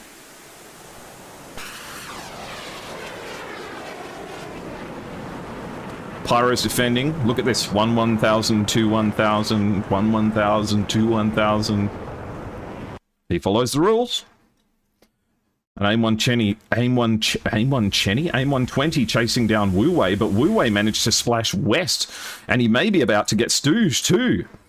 Stooge gets splashed as Wu Wei charges into the middle of 104th and manages to pinch them on all directions. Wu Wei pushing in now down to Heat Seekers. Fires his last 120 towards Pyro. There's one coming up towards them. Let's see if Pyro gets away from this. They do. Does Wu Wei get away from this? So do they. Maverick here. 8.5 nautical miles away from 1969. Pyro, very close to 4 members of inSky here at 2,000 feet and with plenty of terrain to hide in. But what's he equipped with? 2 Heat Seekers. Maverick's got 2 heaters and an AMRAM. Spade has 2 heaters and an AMRAM. But everyone's at low altitude now, and they've got all the mountains to play with. Maverick's getting pretty high here. With only 1 AMRAM left, he loses it. It's a 5.5 nautical mile shot. Yanyu supports. Spade's got a missile coming in here. Doesn't get away from it. Spade gets splashed here. Pyro is almost merged with Kai now, and Maverick is merging as we speak. Catches. The inSky pilot manages to slot in directly behind him. It's an F-15. Pyro and Kai now almost merged as well. Hiromachi coming in behind Maverick. Maverick pulls in behind, fires off an AIM-9M. The F-15 continues to pull, but doesn't flare and gets splashed. Hiromachi, following Maverick here, gets him with an AIM-9 to avenge his teammate. Pyro now, behind Kai now. AIM-9M comes off the rails towards Kai now. And impacts. The left wing comes off Kai now. Yanyu chasing down Pyro. 1 Heat Seeker left. Pyro launches flares, manages to spoof the missile. Fires his own AIM-9, but it's too close and doesn't go for the target. They're merged, both down to guns. HDWJ coming in with 2 more Heat Seekers here. Hiromachi as well, coming in 1 Heat Seeker left. Pyro in a very difficult situation, having to take on 3 players with nothing but guns.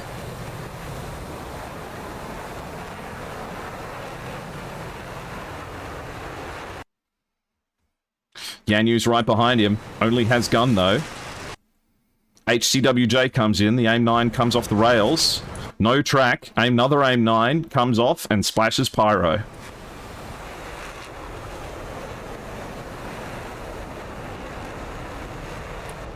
inSky secure what could be the second round as Pyro hits the dirt. Okay, inSky, RTB. inSky, just showing that if you had any doubts, to assuage them. Let's see what happened.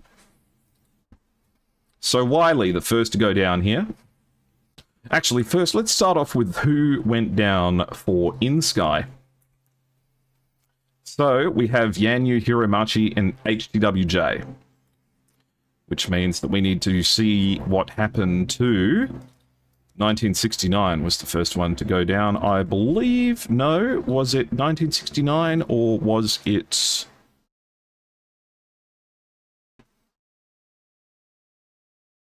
Wu Wei. It was Wu Wei. Actually, no, this was Wu Wei's heroic run here, where he managed to... Ah, okay, I see. So this was what we saw. Wu Wei punching directly into the center of the 104th. I think this was what broke the plan for 104th. Wu Wei taking the rush in. 1 missile out on Maverick, forcing them defensive. Another missile going out toward... Oh, no. 1 missile out towards West. West peels up to go for the shot towards Wu Wei. A good shot, but West doesn't have the time to turn away. Stooge attempts to pull the missile into the notch, but doesn't quite get it. But eventually Spade, at 7 nautical miles, manages to get Wu Wei with a maneuver kill. So let's see. Wu Wei, Mark 1.62, 9Gs, 10Gs, 12Gs, 10Gs, 9Gs, 10Gs, 11Gs, 10Gs, 11Gs, 5G. He passed out. Okay, I was going to say, just keep your eye on the G limiter here. Have a look at what he goes through. 10 Gs, 11 Gs. And then right at this moment, brain shuts off, G's reduced to 0, and it's time for an impromptu meeting with the ground.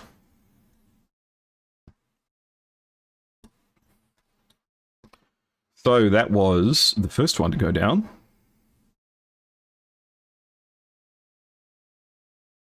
The next one was Kai now, as Pyro managed to do a very quick turnaround here.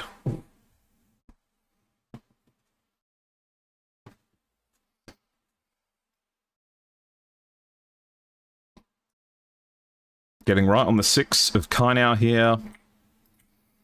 2 nautical mile aim 9 shot. Those things hit all day, every day. Then it was 1969 that went down, as Maverick manages to pull in on the 6 of the F-15.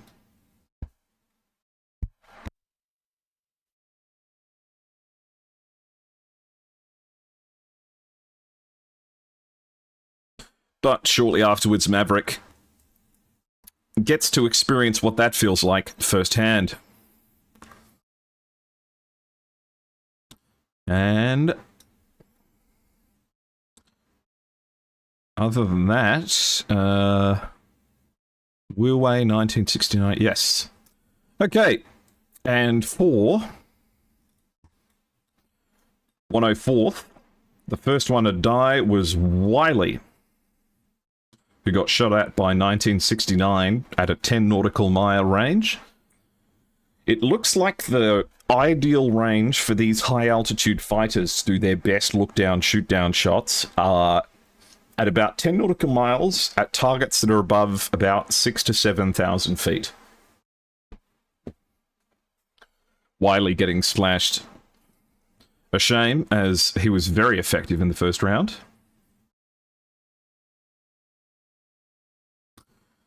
And here we have Stooge getting taken out again. And have a look. 13 nautical miles. And Stooge is at exactly 6,000 feet. The missile comes off the rails at around about the 11 nautical mile mark. And Stooge just gets caught out. Even though, had he been countermeasuring, there was some potential there. The chaff you die with is chaff unused.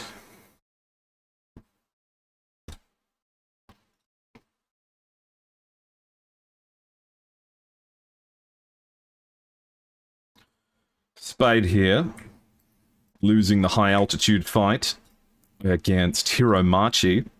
Caught out at 17,000 feet and just not traveling fast enough to get away. Maverick getting splashed, we saw. Pyro eventually getting done in by HTWJ's Aim 9. Okay, so we have HTWJ, Hiromachi, and Yanyu heading back home.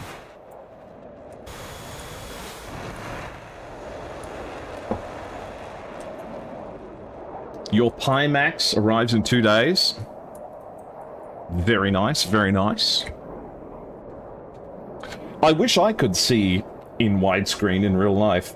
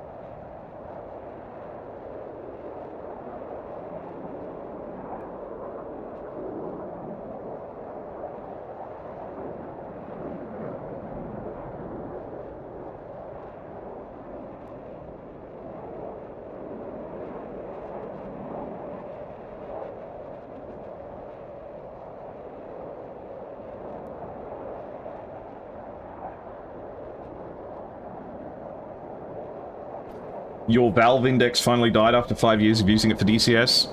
I know one of my friends, Spaceman, uses a Pimax, and they love it. It's just as I feared. This match is going to be a tough one, and it's going to last for a while. I'm not going to bed anytime soon. I'm so tired. But I'm so excited. Oh no! HCWJ suffers a disconnect. Hopefully Hiromachi and Yanyu can make it back.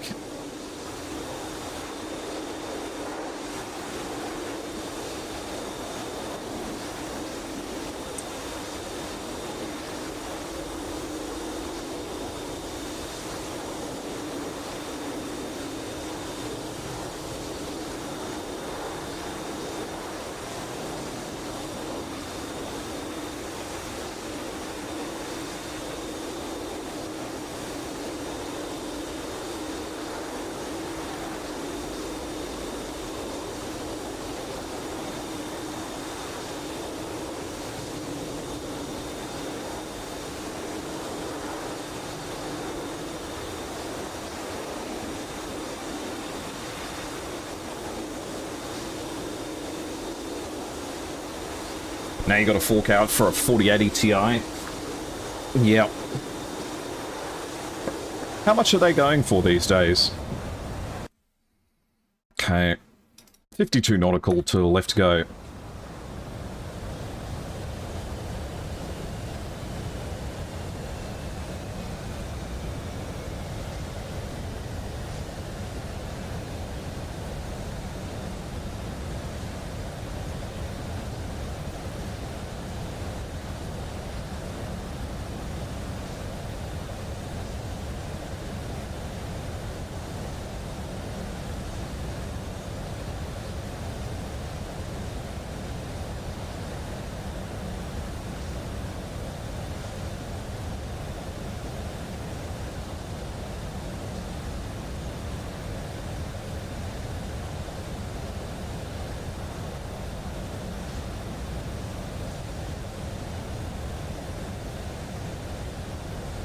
You hope SATAC can get Pimax on board for SATAC 26.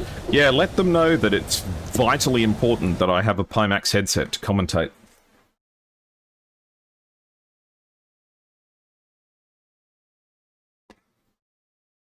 Now your wife is into that, it's going to be so much fun. You still talking about flight simulators or something else? I don't judge.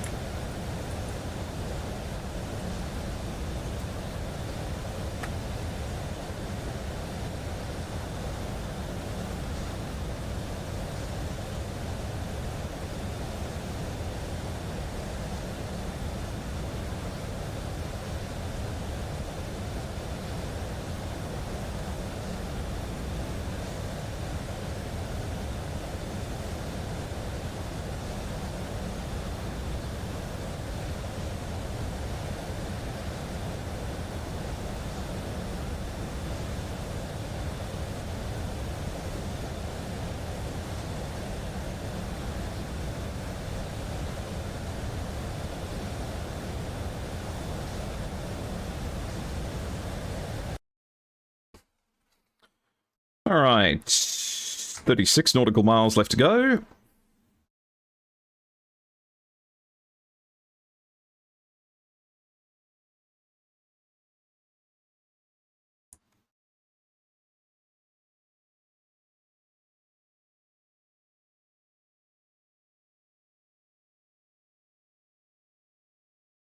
Okay.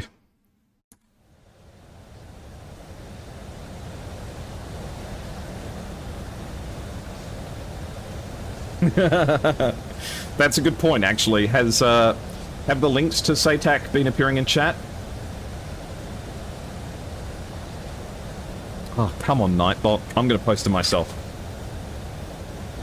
Ladies and gentlemen, I know this will be a little bit late from your perspective, but if you would like to support SATAC, I'm going to put some important links in chat.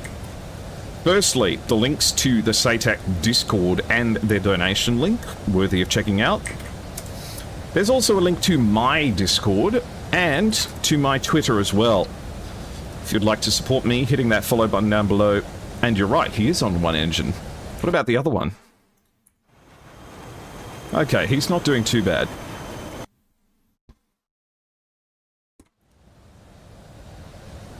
Let's see how long one engine can take you.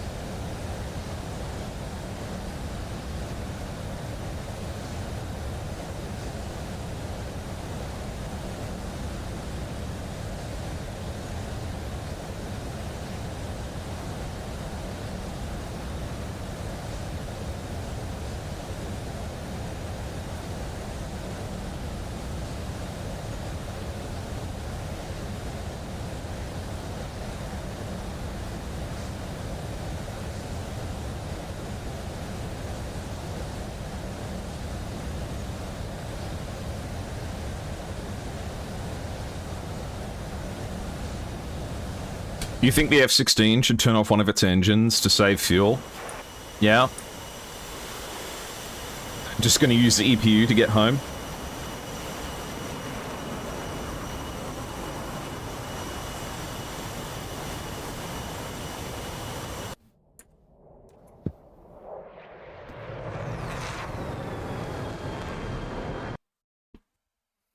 I mean, isn't that the joke about the B-52 pilot declaring an emergency because he's lost an engine?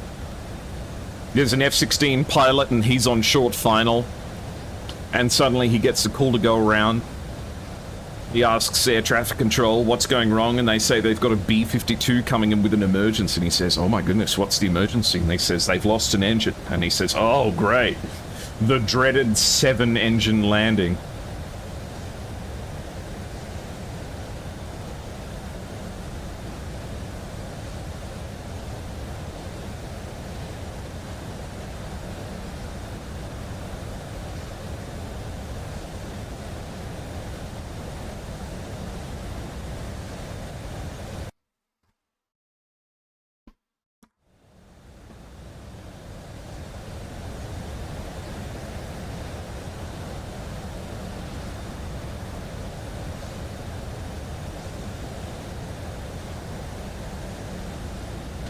No, you see, to me, a boat is just a submarine that can't sink.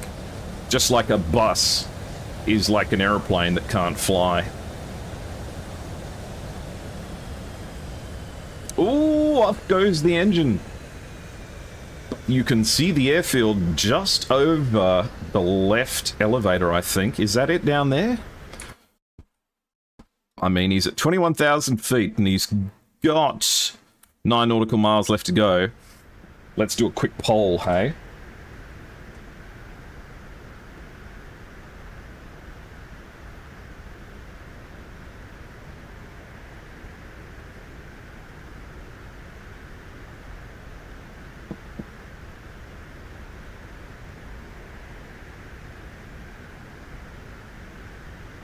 B-36 pilots. Yeah. Damn, we've lost 2 jet engines and 1 propeller. That only leaves us with 16 engines left.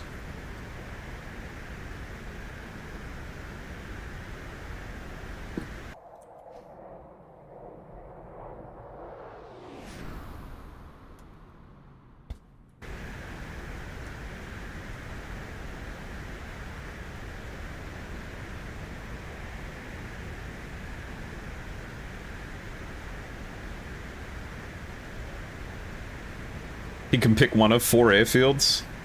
Yeah, is this airfield down here just over the top of him? Is that just a road that's wide? Oh, this whole area looks like a military base, actually. Now, don't forget, Hero Marchi, if you don't have the correct lineup on the first go, you can always go around.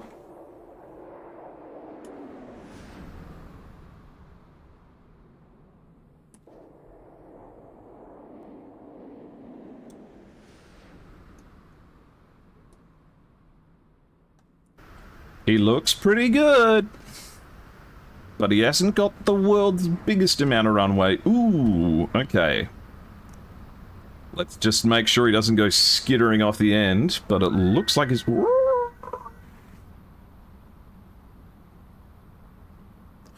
That looks like a landing to me. Which means... it's 1-1.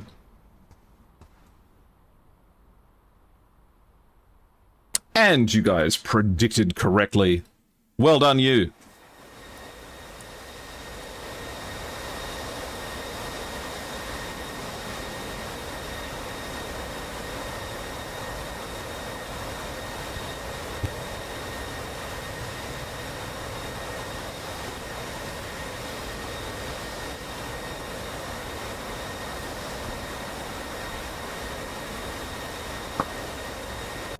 Do you reckon Swedish people ever go to work?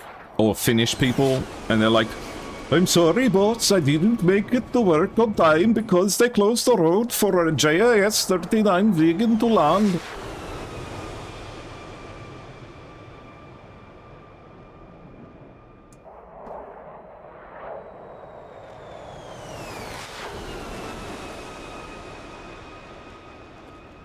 What map is this? It is the Kola Peninsula.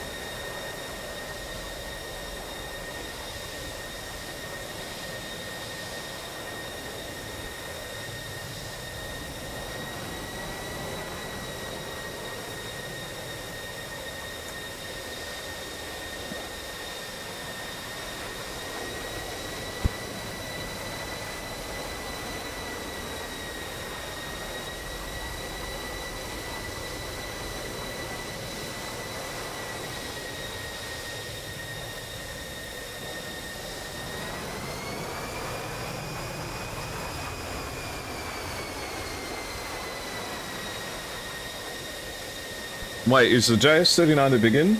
Oh, no. That's the Gripen.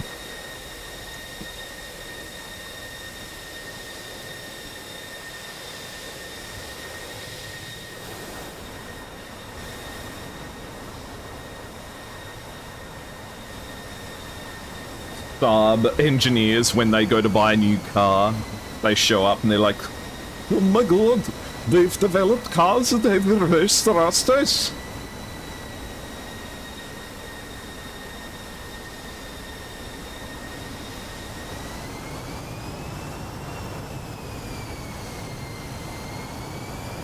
How come people who live in Nordic countries have so many vowels in their name?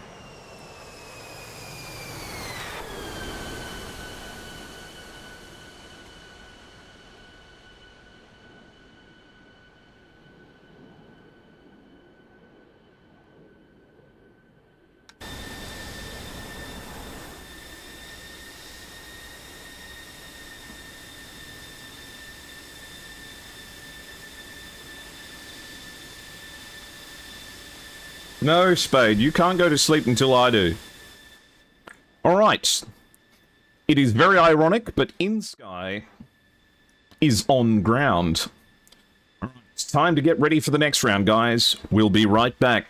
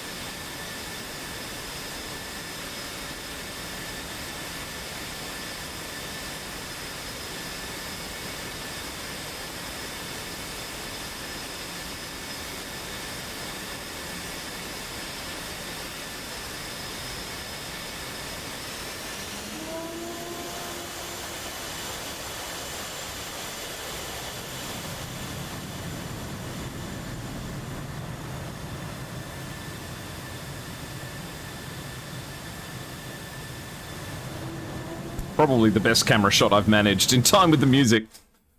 Okay, Wiley leads the way. But who's going to be next?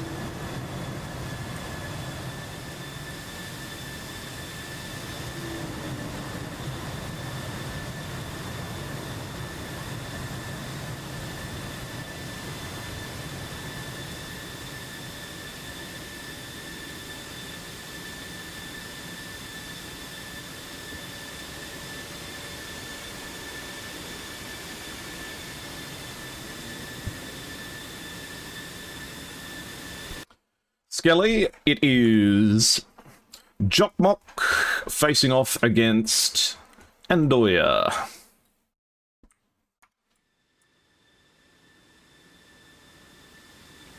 And Cola is looking beautiful in all of its glory here at the moment, as my game nearly crashes.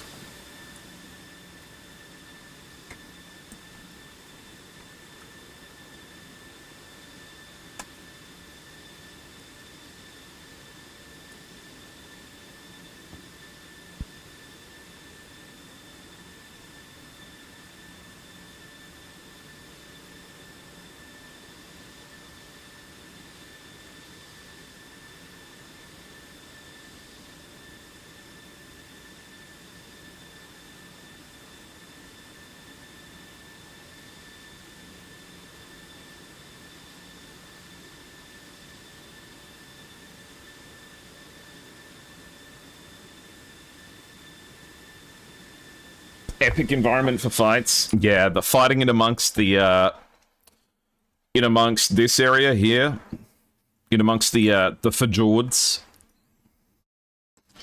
has been just the best. And thank you for the follow, Pandemonium Crow. I meant to say that earlier, but much appreciated.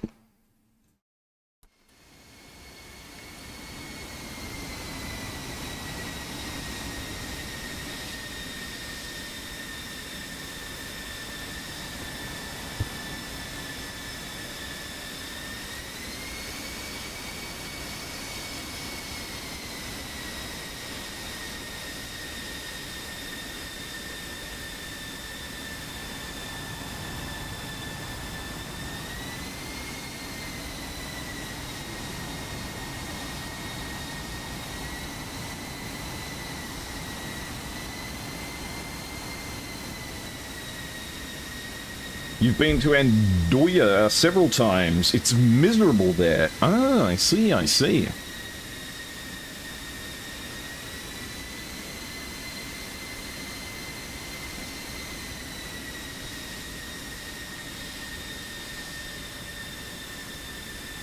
Still, it was nice of them to turn the map from DCS into a real thing.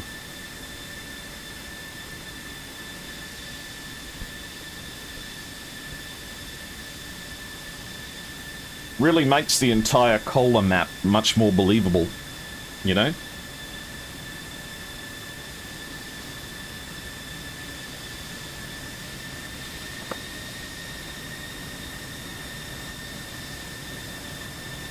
I'm just going to turn on my air conditioner. Give me a sec.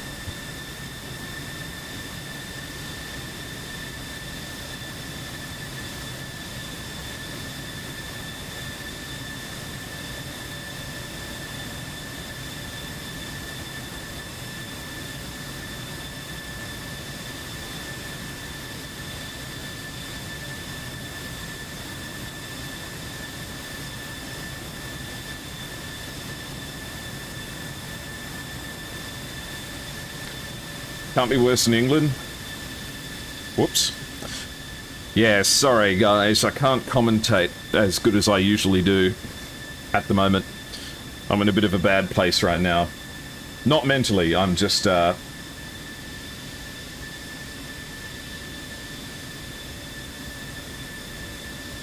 mentally, I'm just in the UK.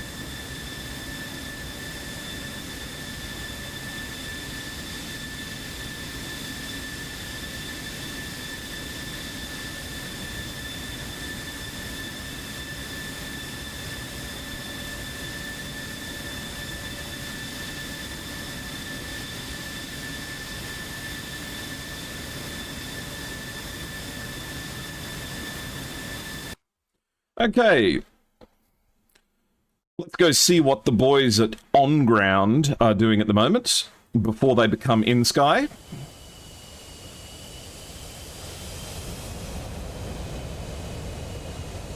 Still sticking with the triple F-15s.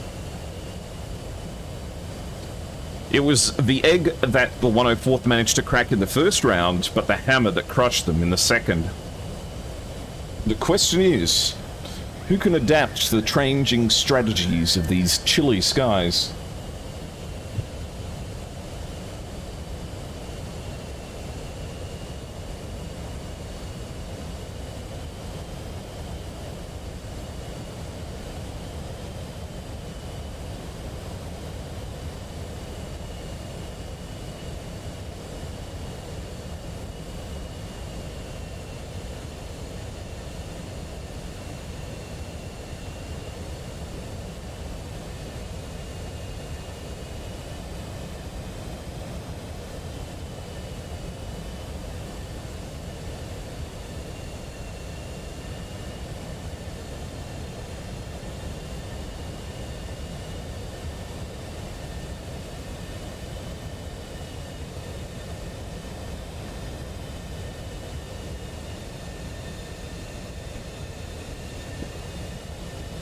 No spice in food, man? Yeah, exactly. Spice is just empty calories anyway. I only eat food, you know, fuel for my body so I can spend more time working in old mill.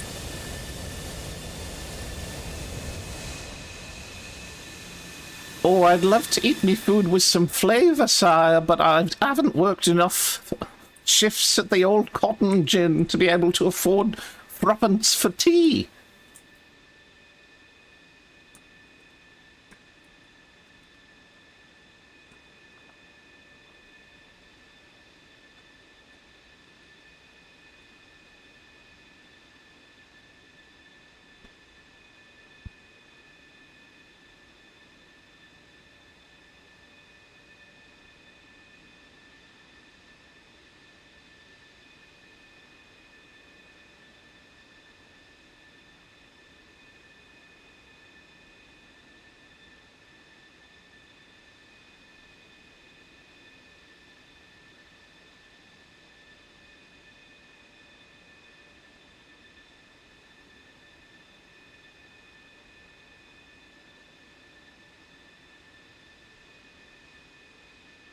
Okay.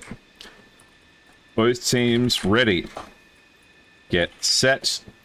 10, 9, 8, 7, 6, 5, 4, 3, 2, 1. Go, go, go. All right. And we ought to see the first two jets for inSky head down the runway here.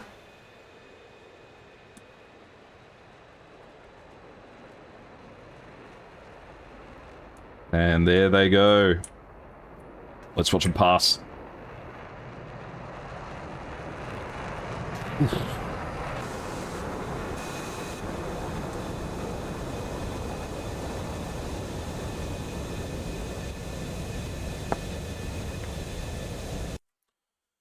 Okay, so HTWJ and Yanyu take off. Let's get a poll up on screen.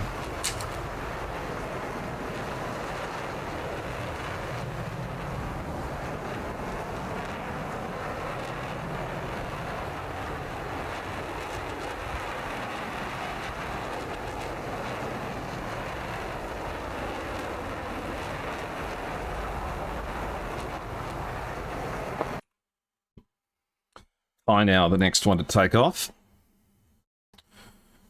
Stooge and West. A little bit quicker on the get-go this time than in previous rounds.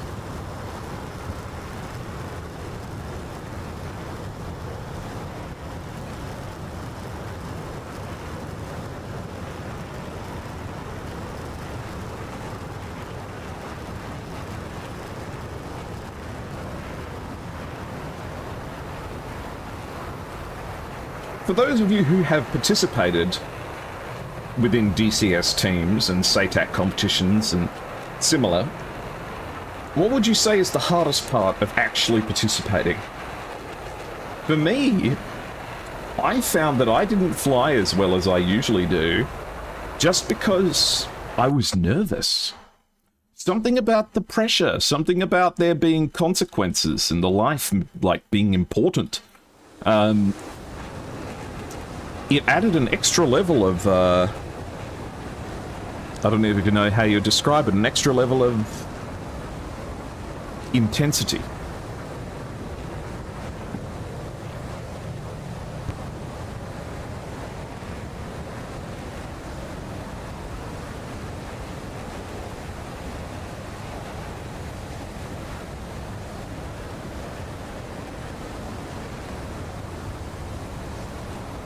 Where is the animated countdown effect? You don't like me typing it in chat and, like, skipping a number or accidentally misspelling go, go, go almost every time?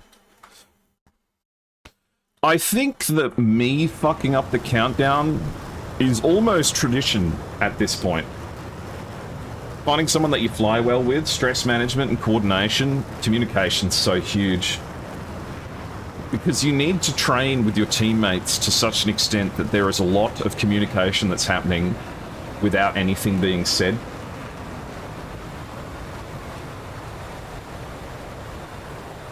You agree with me, Luigi? Yeah, man, it stressed me the fuck out. Which is why sometimes it can be a real benefit just to be a team that has participated in SATAC before.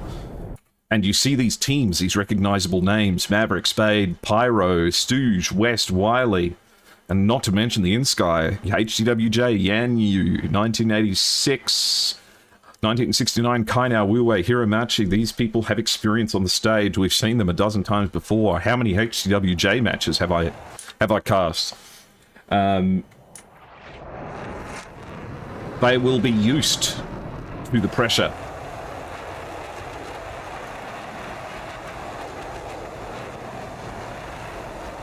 I must say that I really admire Maverick as well. Can any 104th members tell me whether or not, is Maverick working? Or is content creation and stuff his full-time gig?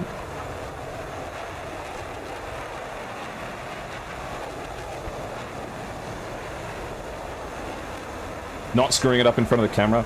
I hope you guys realize that if I ever criticize anyone's flying in any DCS match ever, it's done fully in the knowledge that any single one of these pilots could easily kick my ass. Like, this is the equivalent of me, like, being, you know, the commentator in an MMA match. Like, I'm just a skinny guy in a suit, you know. If one of these guys broke out of the cage and started going at me, I'd probably get killed.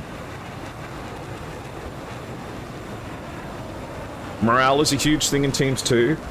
It's an interesting point, Spades, because, you know, sometimes we like to discuss. I talk with people behind the scenes sometimes about teams that we have predictions among ourselves, you know. We don't bet or anything like that, but we like to guess who's going to win a match. And we take some things like that into account. More than a few times I have said, these guys will probably win it if they don't lose the first round and get mad. Or, like, they lose the spirit. Because there are some teams that I've seen where they can easily win something, but if they take a morale hit at the start of the match, you can actually see their coordination get worse.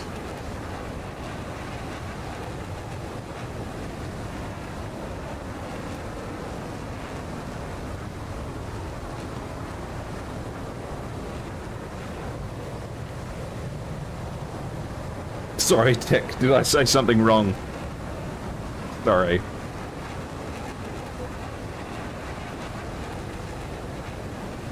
Okay, the battle area is contested.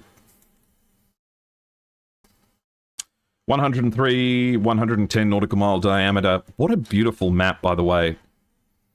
What an amazing arena. I hope we get more teams that have Cola. Because this is just like, this is fighter country out here.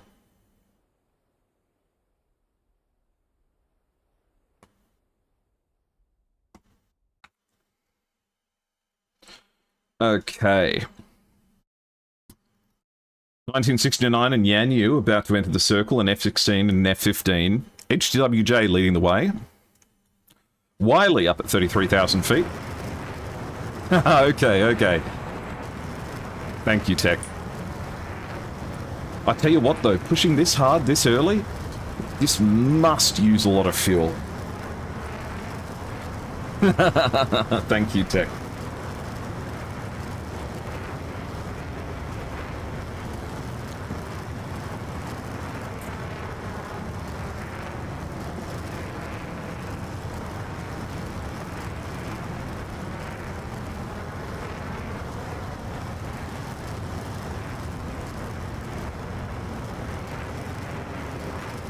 So who from the 104th can tell me anything about Wiley? Why do they let him bring an F-18 when everyone else is in an F-16, huh? I mean, his air brake says "Go Navy." He's the only Navy guy here. Okay, looks like we have a battle line of 1969 Yanyu, Kainao, HCWJ, and Wu Wei forming, with Hiromaki, who has been staying in the high support role for most of the match.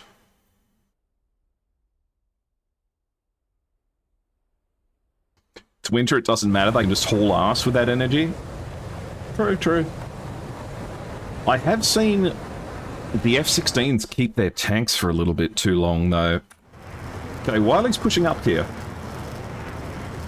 It's interesting that their high-altitude first-shot fighter is actually the F-18. What's he traveling at the moment? Mach 1. He's only doing Mach 1. Which, you know, is not much. And here he goes. He's climbing up for the first shot, just like rounds 1 and 2.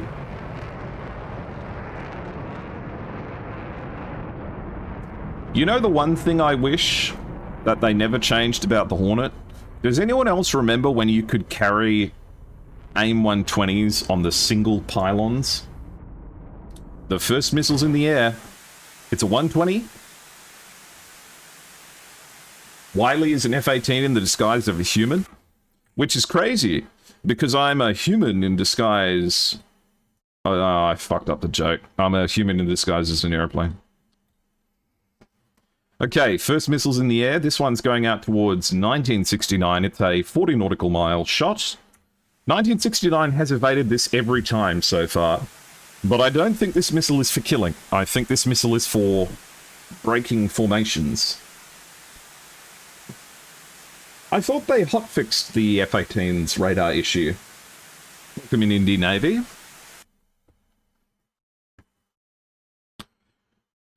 So this missile really just serving the purpose of telling 1969 to not keep pushing. The only problem is that anticipating this, inSky has Hiromachi right behind them to take his spot.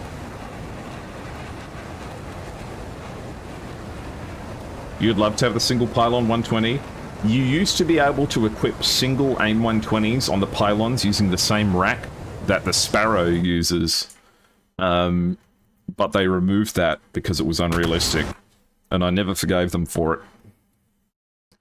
Okay, 1969 still evading this missile. It's traveling at 1,300 knots, but it's slowing down, and 1969 is traveling at 1,077.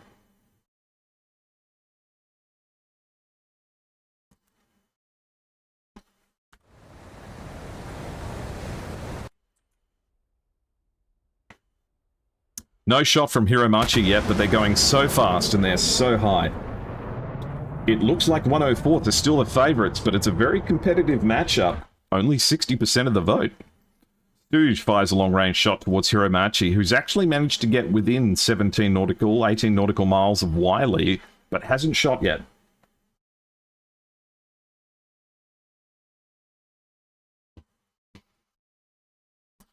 Okay, Wiley's in amongst the terrain, which is not a bad place for a Hornet to be.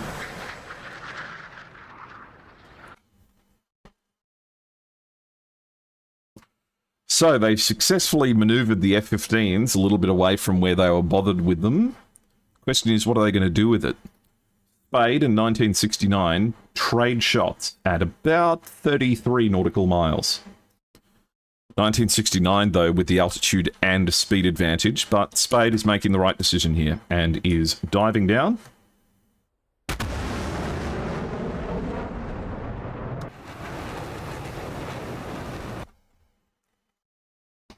Pyro comes in. Pyro got done in early last match and is one of the 104's preeminent killers.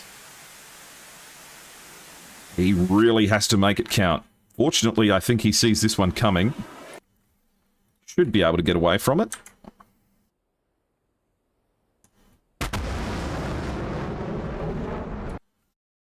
Excellently done.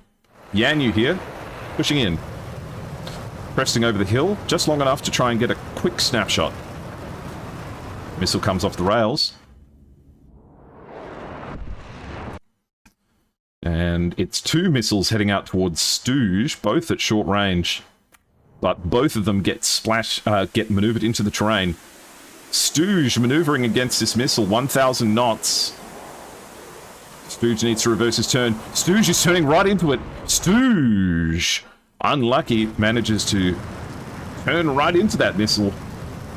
Don't know if it was in a blind spot or his radar warning receiver or not, but Wiley's here to take up the slack. Maverick's trading shots here. We've lost another member. We've lost Pyro. Pyro's gone down. Two AIM-120s come off the rails, relatively close range towards HCWJ. This one goes haywire because it locked onto the opponent's missile. This one's skimming along the terrain. Would be key for 104th to get a kill here, but they're not going to do it with this missile. Wiley getting chased by missiles down low. Maverick in a fairly sticky situation with Wu Wei. Hopefully not turning around into this missile, managing to outfox it. But Wu Wei comes in with another shot. Wiley defending with everything he's got. Maverick all by himself here.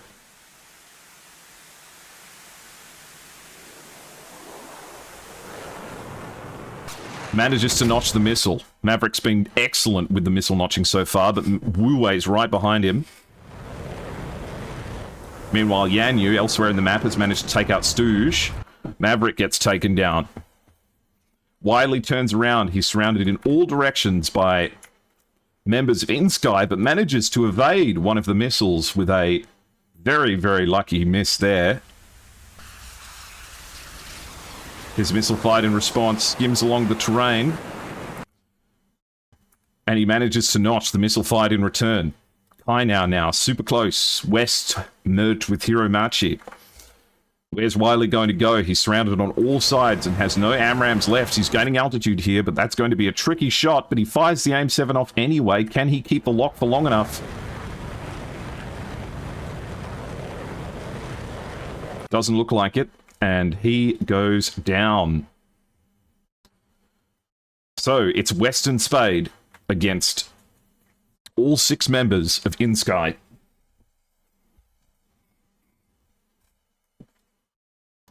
Hiromachi coming in towards West. Only heat seekers, though.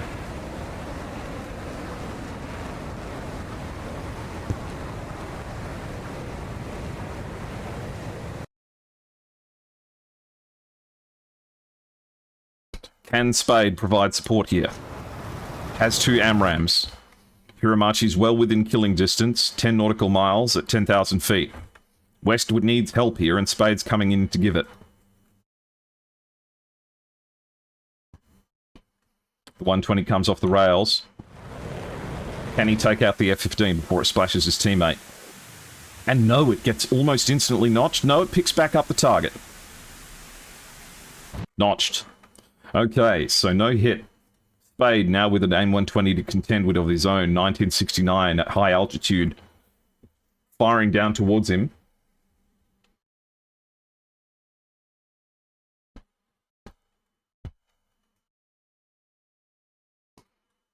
Spade's going defensive now.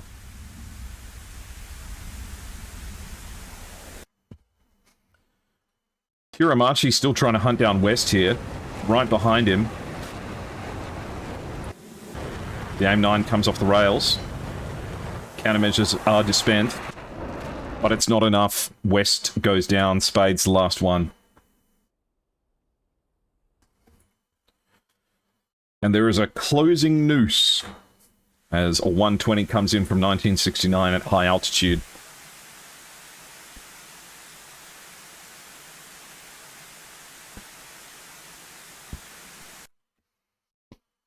Spade in all kinds of trouble here.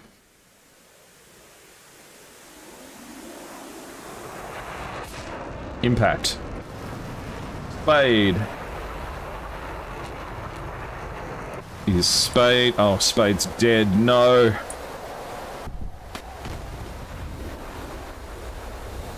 Oh no, he's getting thrown around so hard his helmet's sticking out of the cockpit.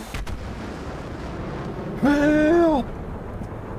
Help! And another missile comes in. Okay, he's dead, he's dead. I'll call RTB. Fine. inSky. RTB. Fuck me, man. Talk about hammering a point home. Okay, that's a lot of them. Yes, it does appear as if the inSky strategy falls apart as soon as they lose any of their F-15s.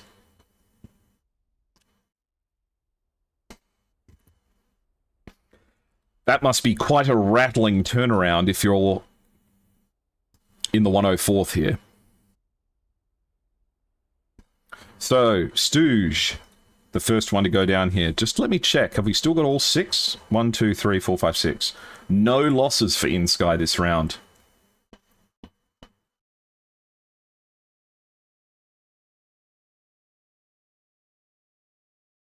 They're allowing them to press, and that's not good. Yes, but at the same time, breaking those F-15s away from their preferred altitude is no good. One thing I can't figure out is why Stooge felt safe to turn around here. He must have known the missile was coming. And if he had just reversed his turn here, he would have gotten away with it. But he turned right around into it. I'm so tired you can hear my Australian accent starting to stick through a little bit. He almost got away with it. Oh, fuck me, he almost got away with it. Wiley comes in here. Does a valiant effort here.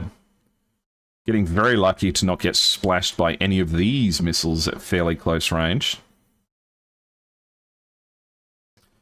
But eventually the fun's got to end at some point. Taken out by Yanyu. And who was it that splashed Spade? Ooh, it looks like Yanyu managed to score themselves a double here. So 2 kills for Yanyu. Pyromaniac we saw go down short... Well, we saw in chat that they went down slightly afterwards. Taken out by Hiromachi. It's 12 nautical miles, man. You can't let these F-15s at high altitude get within 12 nautical miles of you. That's like 12, 13 nautical miles. That's the range that kills. If this missile is the one that kills Pyro here, then everything I said was a lie. Okay. 9.28 nautical miles. If you're at co-altitude...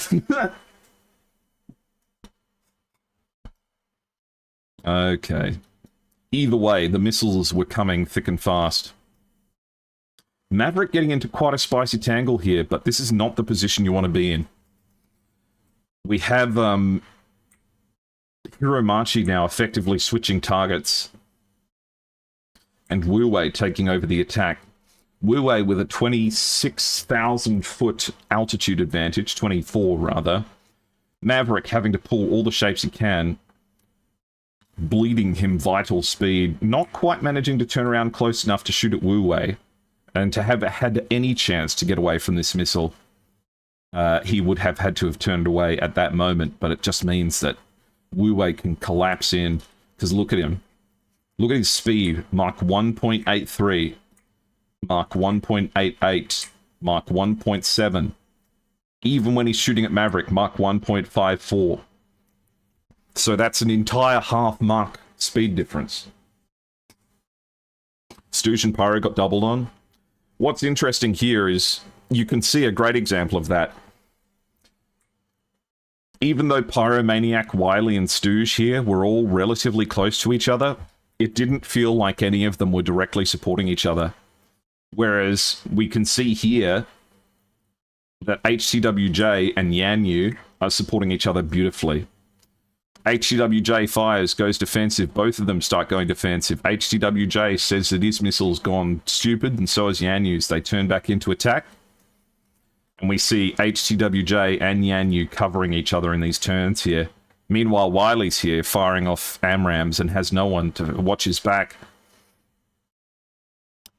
And that just gives the opportunity here for the double team to gang up on you. And that's just not a fight you're going to win. You're going to get pincered there. Beautiful flying by inSky. Really, like, when I say, like, I wasn't exaggerating in the announcement, you know, but like whoever wins this is probably among the best in the world at doing this. You are watching the highest level of play. This is as good as it gets. West getting splashed here by Hiromachi, actually. Hiromachi, the real big winner of this match, I think, managing to score 3 kills. One with an AIM-9. And the missile that takes out Spade is 1969 at that magic number, 12 nautical miles. 104 separates too much and can't keep mutual support. inSky runs over with the number advantage. It's interesting. I don't want to lean into the fact that they're Chinese too much, but, you know, have any of you ever read The Art of War? The thought of having local superiority to defeat a larger force is one of the core tenets of The Art of War. This level, every mistake will be punished. The difference is in tens of knots and hundreds of feet. The difference between living and dying here is so narrow that it could be as simple as, you know, a kick of the rudder, a roll in one direction as opposed to another, countermeasures at the right or wrong time, being, you know, how much fuel you've got. Thank you for the follow, Mr. Bannon. Much appreciated.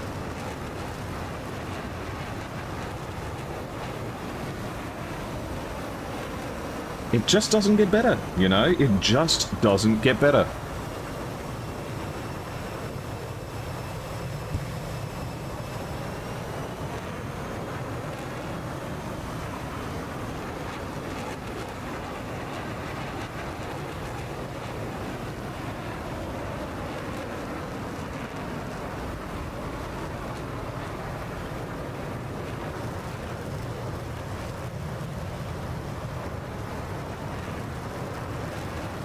Oh, and thank you for the follow as well, Lukovi.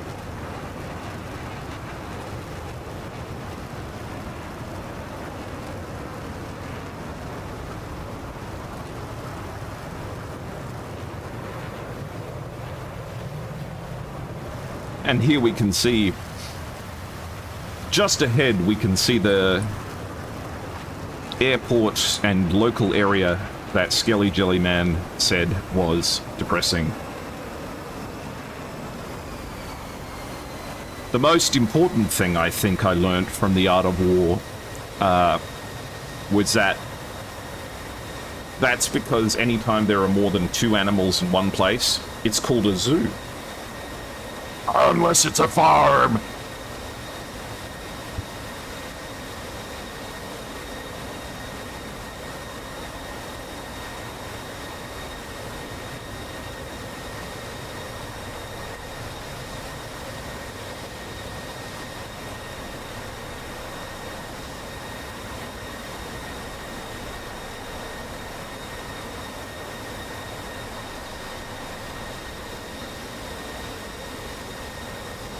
Oh, Lukovi, the perfect viewer. Drops a follow, drops a prime sub.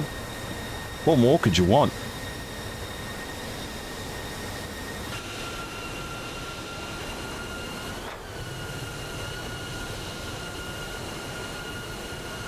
energy difference is too much.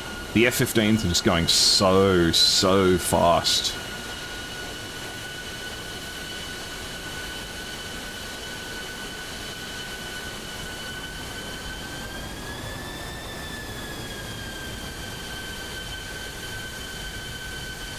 And that smells like a safe landing to me.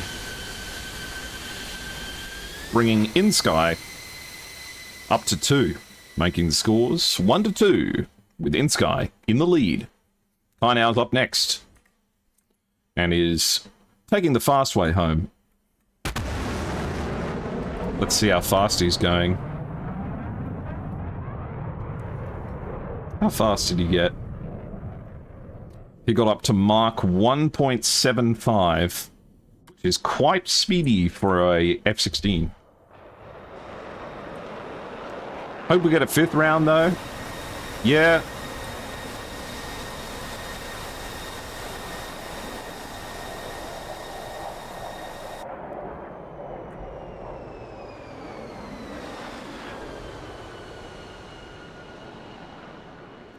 Planes can smell.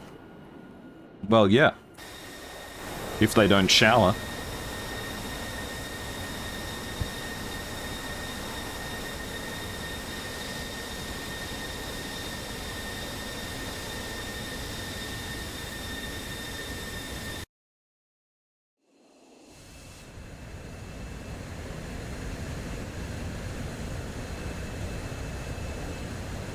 And here we have the result of that F-15 speed. Is F-15's coming back home in idle power.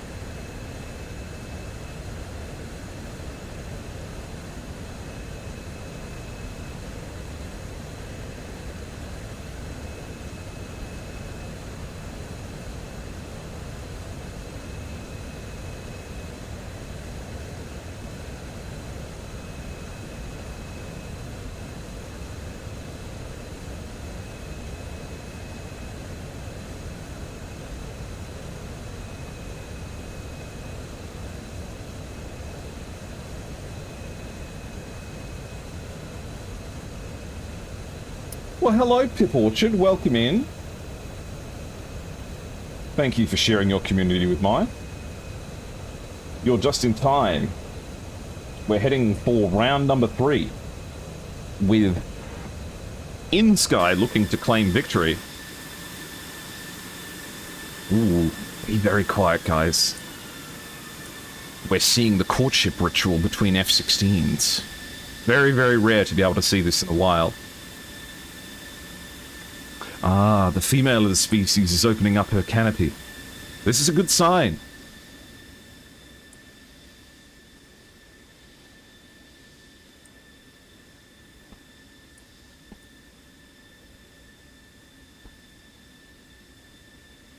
And down comes the F-15. As these two beautiful F-16s begin their courtship ritual, an F-15 rounds the corner, ready to ruin their gentle affair.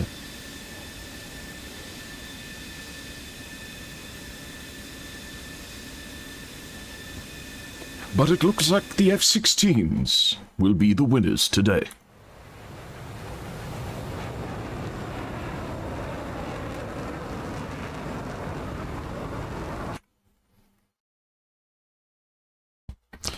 And everyone's coming in for landing at the same time.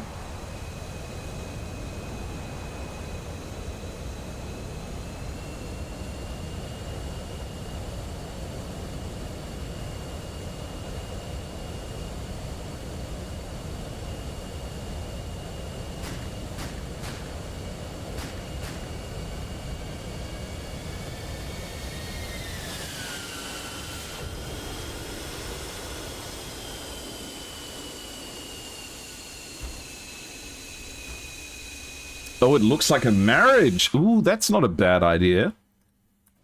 We got Wu Wei coming in. So many runways to choose from.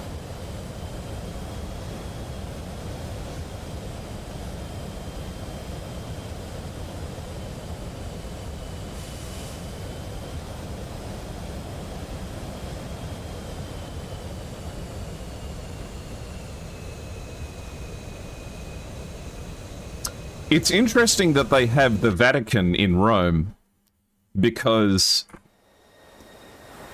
if there was any place where it would be dangerous to be pasta, it would be Italy.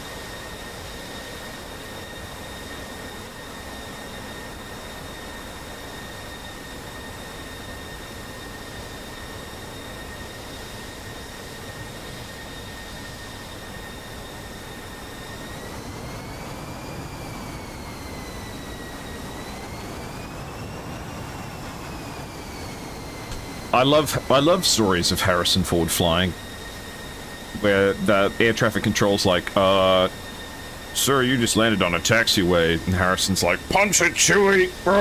And he just almost causes a massive accident and crashes into a golf course.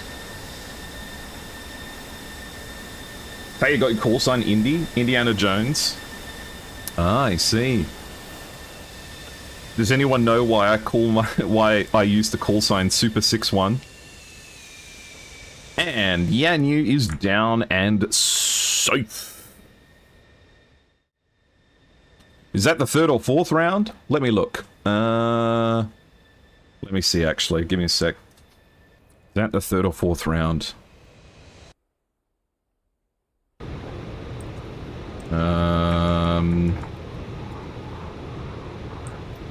It's the third round. Alright guys, stand up, get yourself a drink, get ready for the next one. We'll be right back, okay? This be right back might be a little bit longer because I need to go to the bathroom.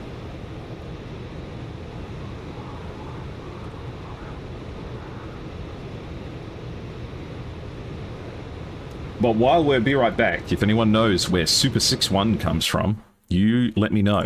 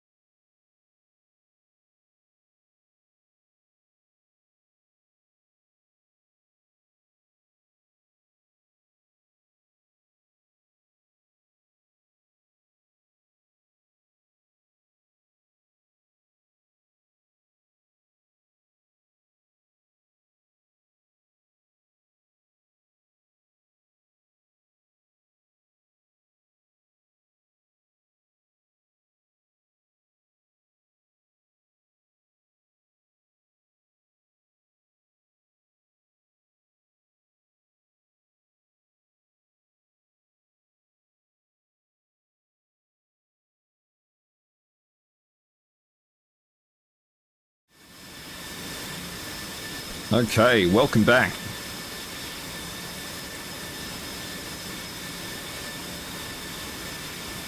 Hope you're all doing well. Hope you're all fed, rested, and watered.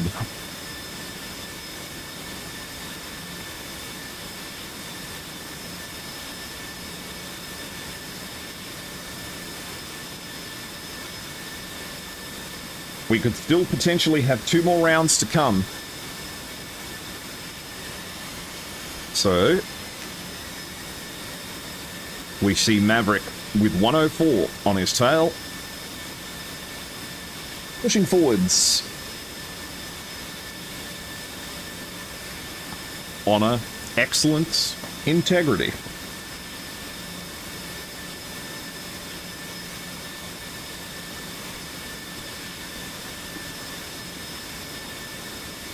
Also, thanks for the follow, Cream Pie.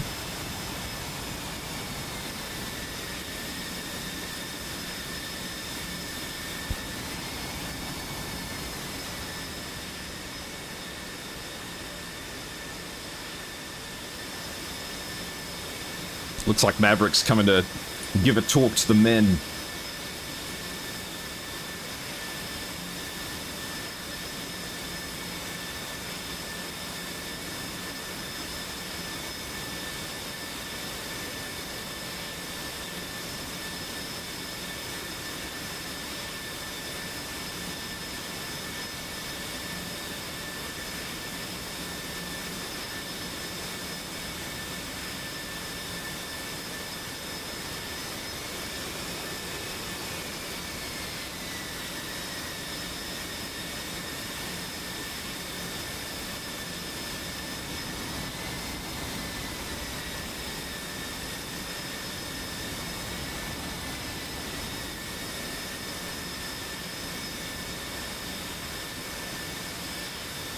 Yeah, let's not worry too much about the speculation of what may or may not have happened. It's in the capable hands of the organizers. Also, I just pressed a button on my keyboard I probably shouldn't have pressed. It's in the capable hands of the organizers. Public announcements will be made on the Discord. At the moment, we are essentially focused on the SATAC finals, as we see what may be the last round to decide the winner of SATAC.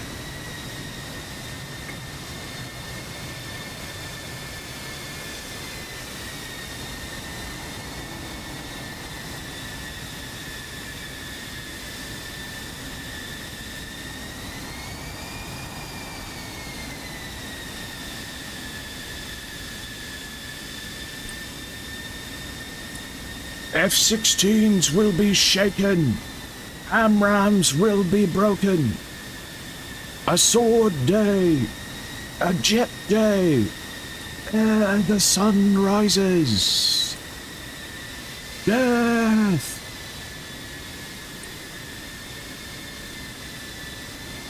Well, forgive me if I don't use the correct language. I've been awake for 27 hours. Give me the benefit of the doubt, and please keep the vibes good, or else I'll kill ya. In Minecraft.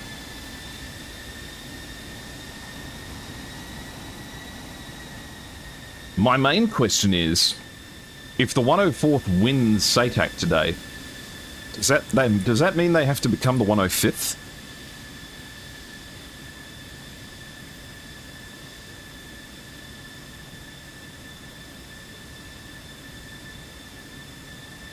A beautiful lineup here. Let's have a look at how they're looking on the inSky side.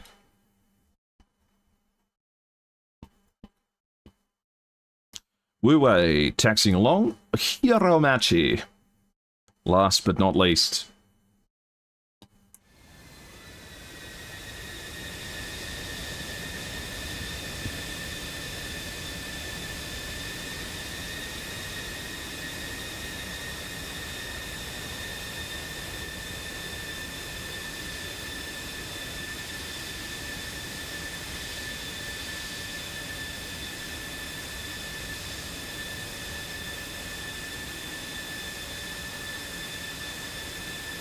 27 hours. I don't.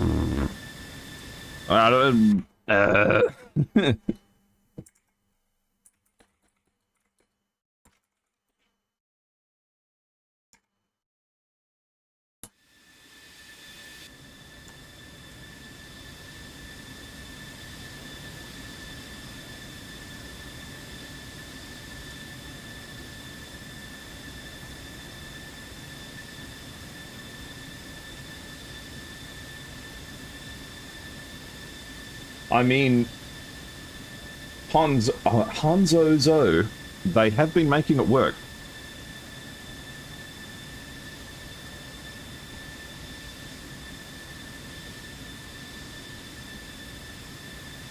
Ah, yes, the 101. That is actually clever.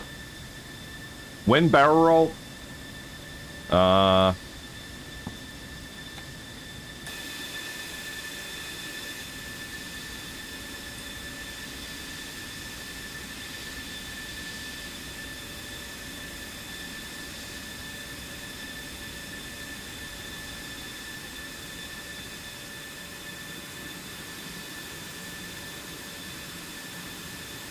I've forgotten how to do it. You stand in the corner. That's me in the corner. That's me in the spotlight. Losing my alignment. 'Cause I moved with the knob set to align. Now my gyroscopes are broken.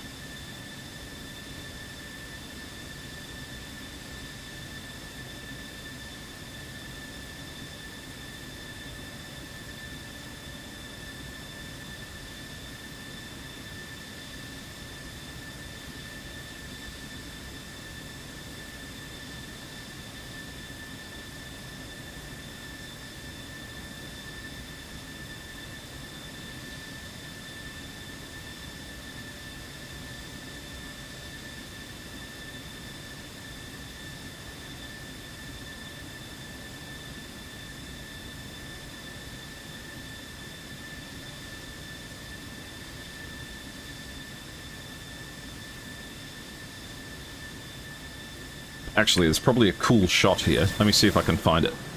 There's probably out there. I can smell a cool screenshot. Yeah, boy. All right.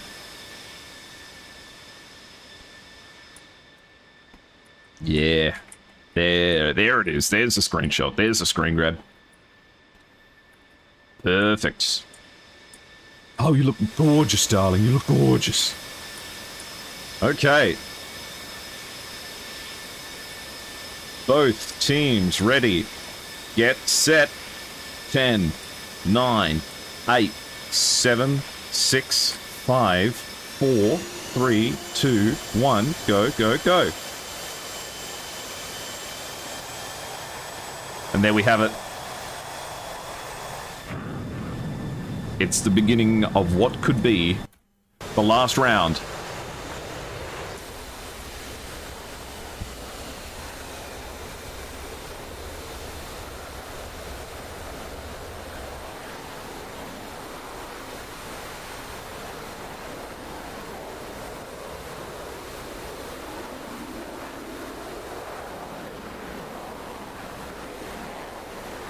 I'd like to proudly announce that I have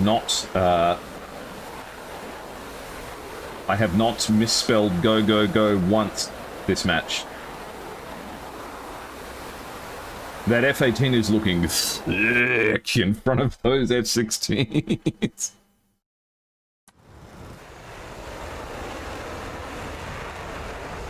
F-18 built sturdy.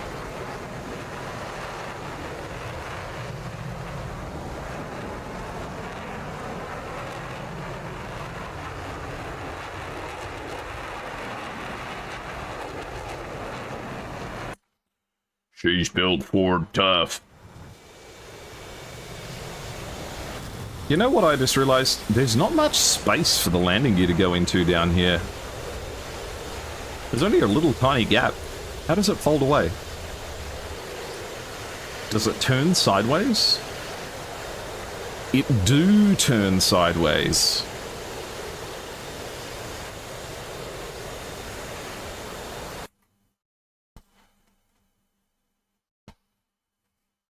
Okay, Wiley... Ooh, it's a fast takeoff for 104th this time.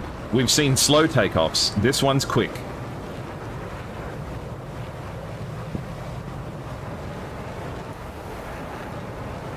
Yeah. I spoke to the organizers and they decided that it probably wouldn't be a good idea for me to prank the contestants in the finals of a competition that they've put an enormous amount of effort and practice into.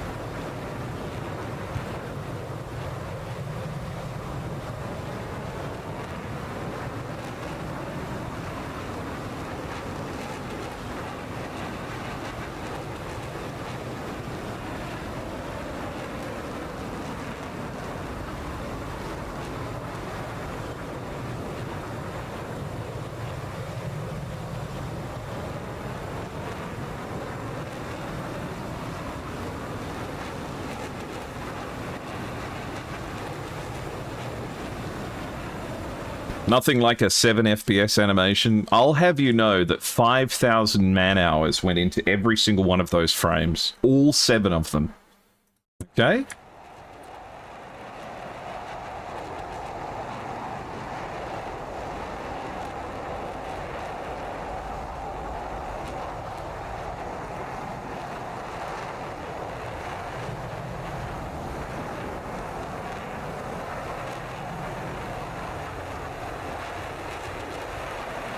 You missed most of it, but you didn't miss the most of it. As in this one is the most important. You missed most of it, but you didn't miss the most important of it. That would have been the better thing to say. Oh shit, did my ads not play? Oh shit, I'm so sorry.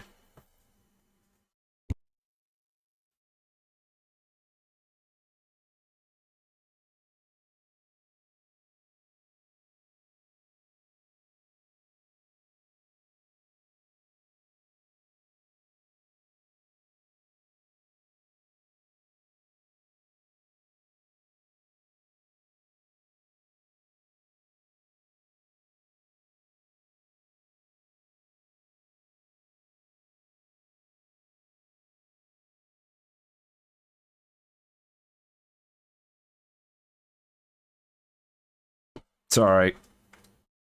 I just saw that if I didn't do that just then the ads would trigger in the middle of the battle.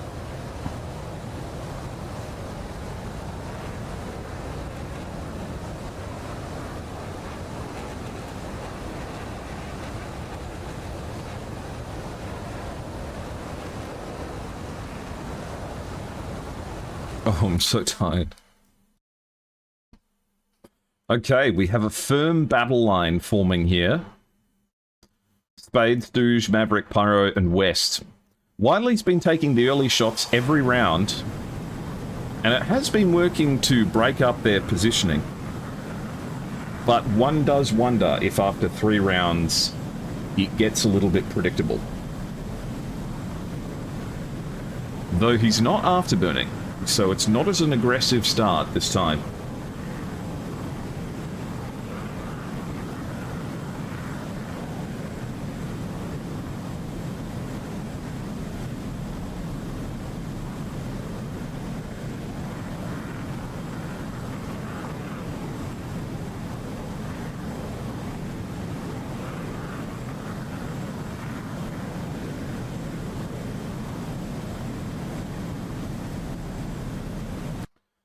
Wiley's about to enter the circle now, that invisible line between life and death. 30,000 feet, and now he's accelerating.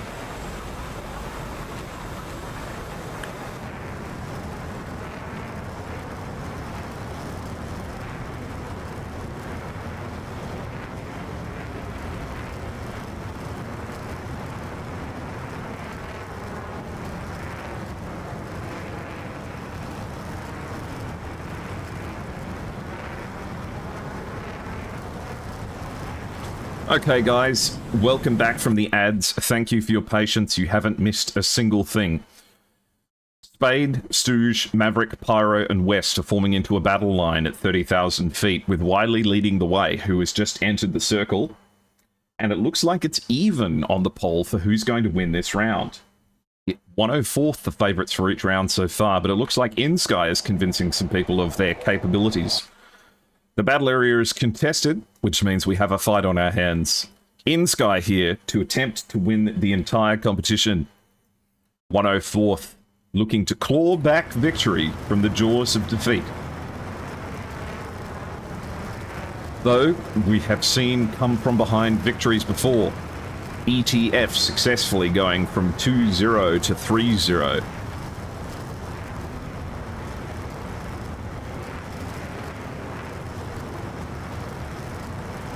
I wish I could, Highwake, I wish I could. But the truth is that if I was delivering your Pimax to your house, I would steal it and keep it for myself.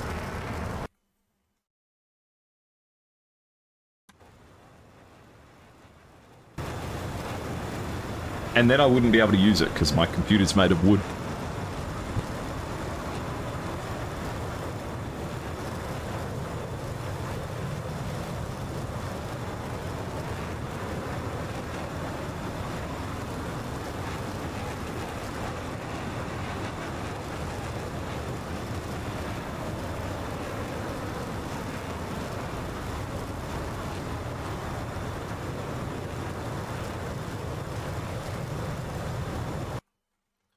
Okay, a firm battle line here. The phalanx of the 104th is bearing down, and they're all at high altitude. Ooh, look at this. They're taking the fight to them. Now, I always live by the mantra that more aggression is more gooder when it comes to SATAC matches. So let's see if this pays off.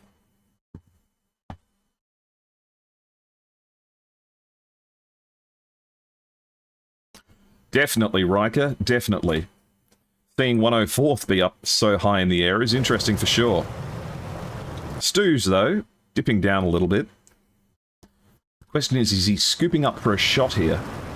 Sometimes they like to dip down like this before building as much speed as they can for a long-range shot.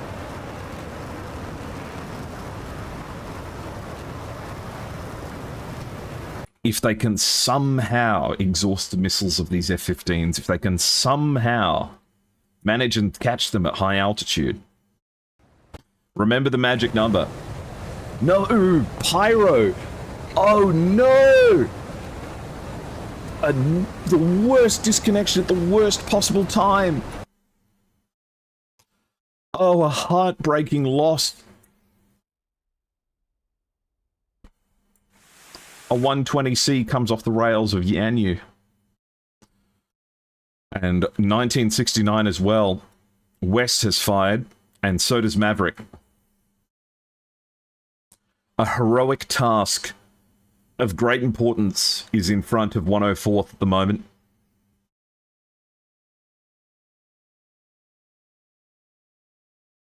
Oh, that's just crushing.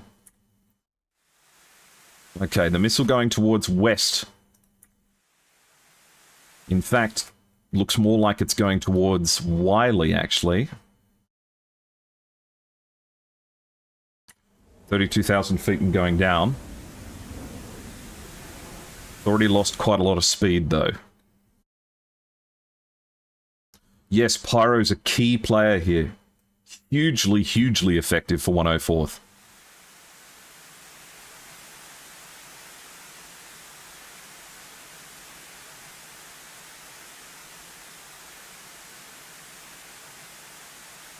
Needs to pull away now.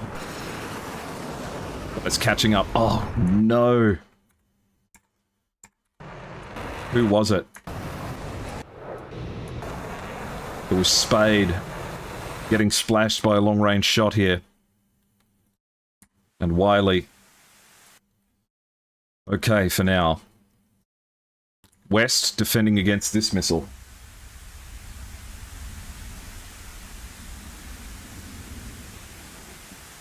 I know, Riker, it's horrible, isn't it?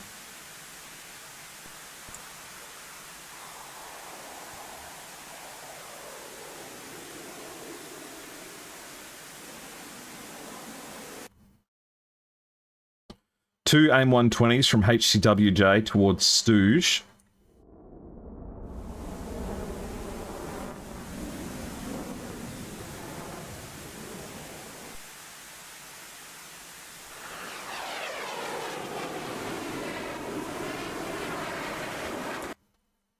Oh, I feel for them, though. Though, Maverick here, a 5 nautical mile shot. That one's going up to Hiro Machi. Going ballistic here. 1,700 knots.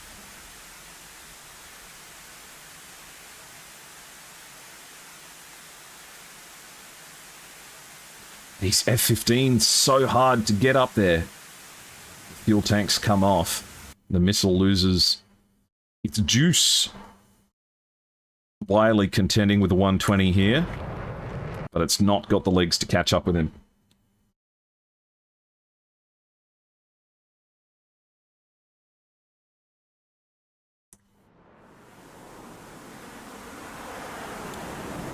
Yes, disconnects are unfortunate, but the rules dictate that once wheels are off the ground, disconnections are an unfortunate fact of DCS that are beyond our control. 8 nautical miles shot from west towards HCWJ. Any kill that 104th can get here would be big for them. Just a little bit of a momentum shift back into their favour.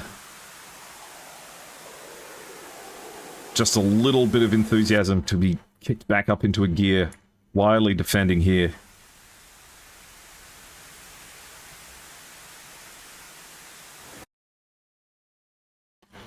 Maverick defending against 2 missiles coming in here. Manages to defeat the first one. And the second. Expert flying by Maverick here.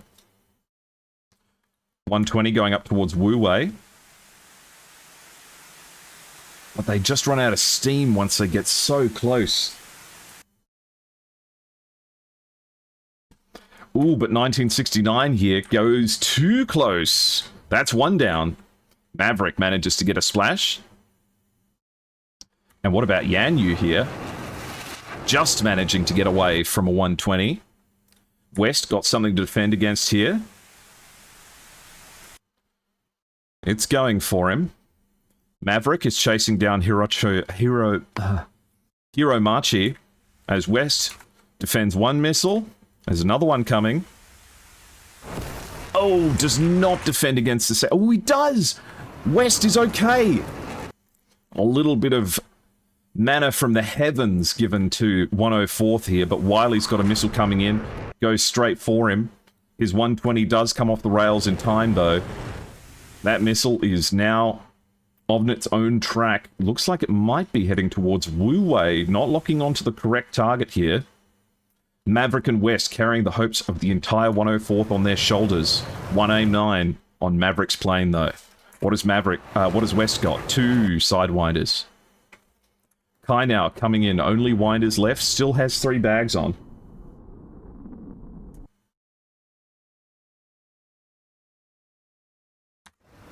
Maverick looking for Wu Wei, fires off the AIM 9.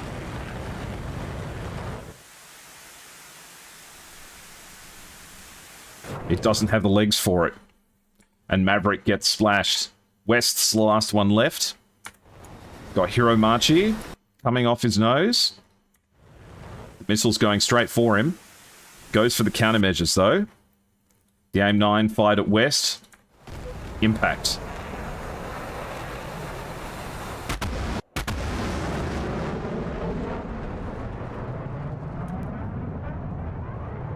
And West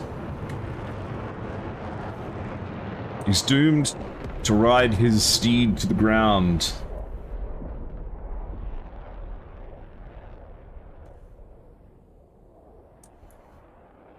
Impact.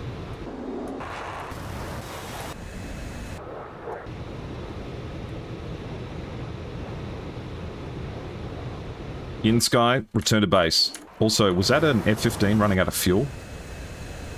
Looks like Hiro Machi is out of juice. Shame about the disconnect, yes. Though, inSky did still seem fully in control of the situation.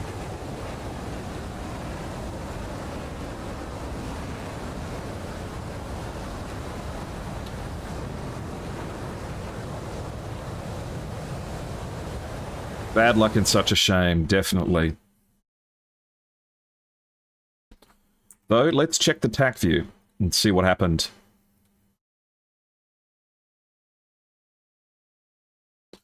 A performance that anyone could be proud of, though.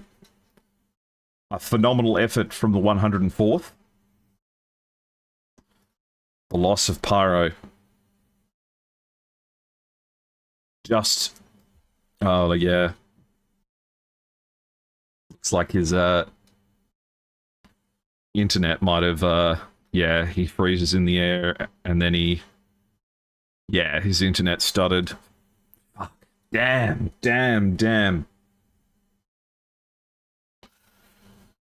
Though, for the 104th, keep in mind that this was a competition of 40 teams. 40.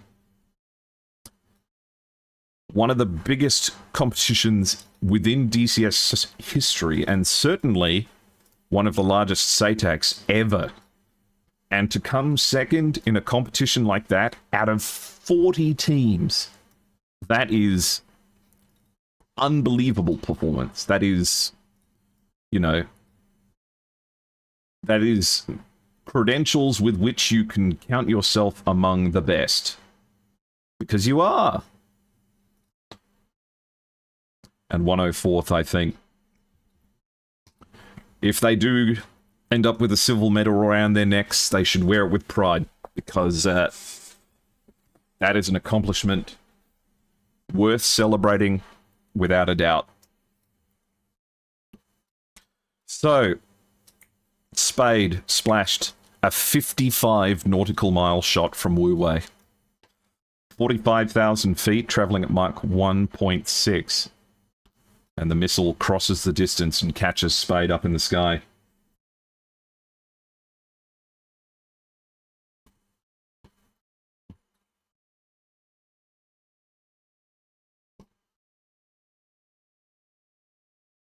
And just the pinnacle of so many different skills, the pinnacle of missile defense, the pinnacle... Look at this. Look at Maverick here. Look at these missiles. One AIM 120, another AIM 120. This AIM 120 fired at 4.5 nautical miles, well within the no escape zone. And Maverick notches it without even firing a countermeasure. That is... It's superhuman. Superhuman. How can you do that at that kind of range? You know, you're not even... It's not meant to be possible. Maverick scoring 104's 1 kill of the 4th round. Catching 1969. These were the sorts of kills that they were desperate to be getting and they just weren't coming. And look at this. How unlucky some of these missiles are. AMRAAM's going wild.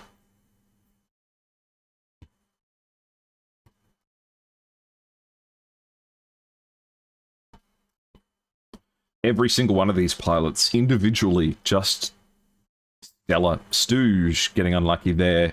Not quite in the notch. Wiley at close range. Though I can't fathom why the 120 decided to go for Wu Wei. Oh, you know what? Did it break line of sight with HTWJ? Maybe. It switched to the better target, which is a shame because it would have had potential on HTWJ. But Wiley getting smacked right in the face. Maverick going down, fighting. Just narrowly missing Wu Wei here. AIM 9s can be a little bit unenthusiastic sometimes. Chaff doesn't work on 120s anyway? No? I always thought it did.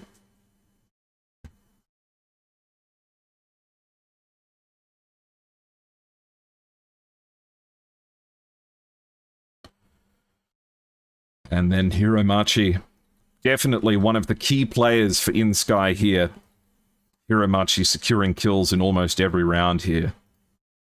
Just really showing that the F-15C is just about enough to do anything.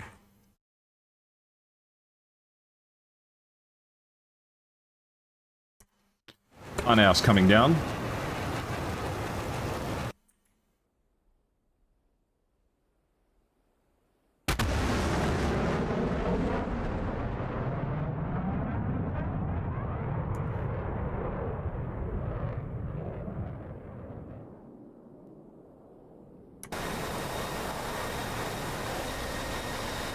This is it. This is the landing that wins them SATAC. No pressure.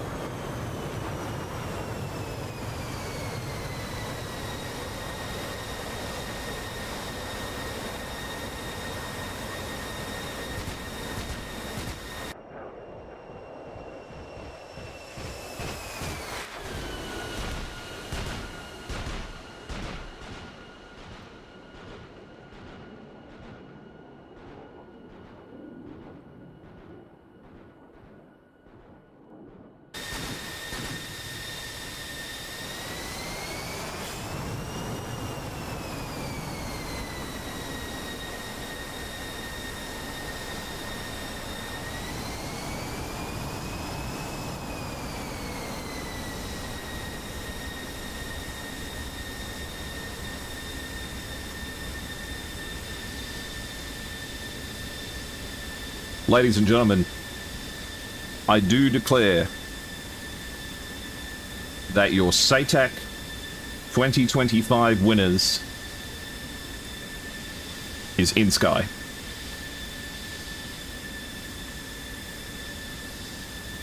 As Kainal secures the victory, and HCWJ is here to join them in the celebration.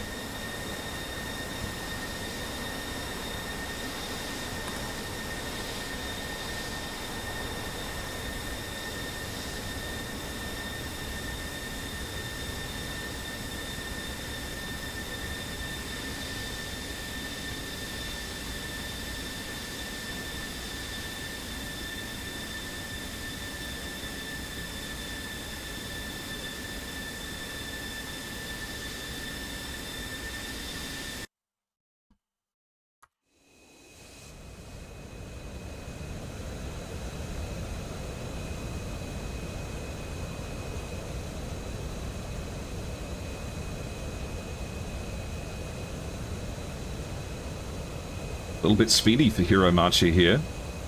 Not the longest runway. Both of these teams should be thrilled. What a enormous performance.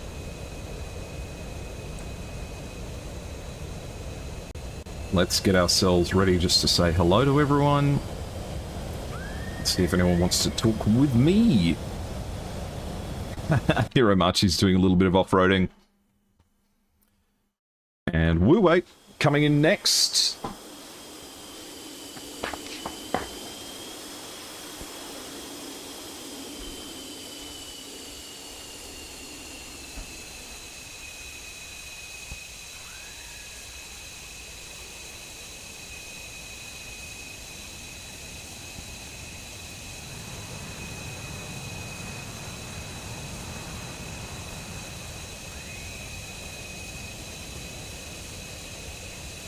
Okay, let's see if anyone's got a bit of time to come and talk with me. Looks like Yanyu's not doing too well in terms of fuel. Just taking the long way home.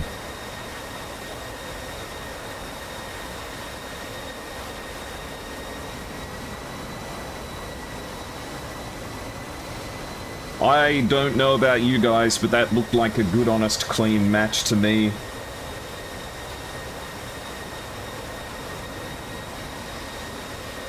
And a well-deserved victory for inSky. A name everyone knows, and for good reason.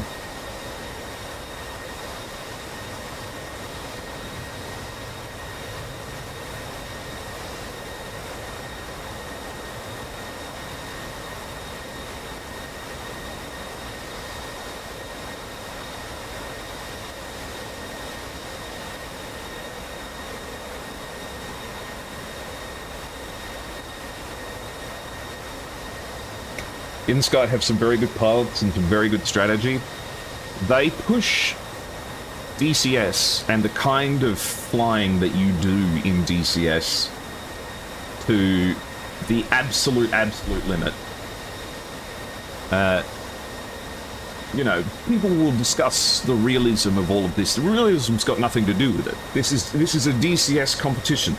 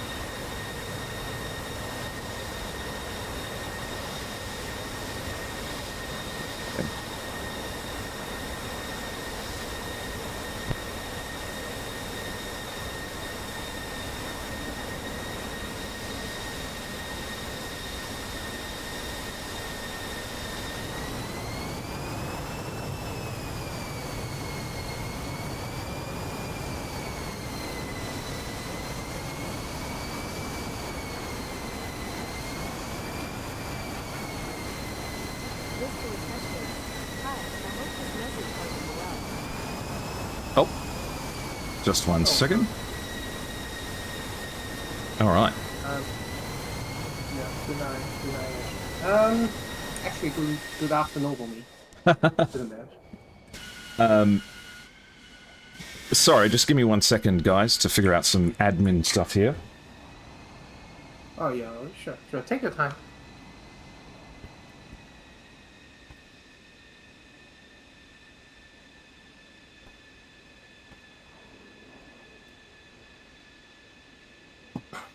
All right. Well, welcome in. We have 1969 from inSky. We have 1998 from inSky, and we have Pyro as well here. Welcome in. Welcome in. First things first. Congratulations to inSky for the victory. Congratulations on winning SATAC 2025. And Thank you so much. an enormous congratulations to 104th for the silver medal. That is not something to thumb your nose at. In a competition that had 40 separate teams in it, second place is amazing all on its own. We have Maverick with us here as well. First things first. Hi, guys. Starting off with inSky, how are you feeling? How is the team feeling? And and what's it like over there right now? Yeah, I think the team feels very excited now because we win this game. And I would like to say 104 is doing an astonishingly good job actually. Especially the first round. I think their flying style is more they don't prefer to do notch, but they have a very good mastering of the energy. A lot of missile as a F-15, I shoot at them. I say, oh, this guy is gonna eat my missile, and no, they actually managed to run away.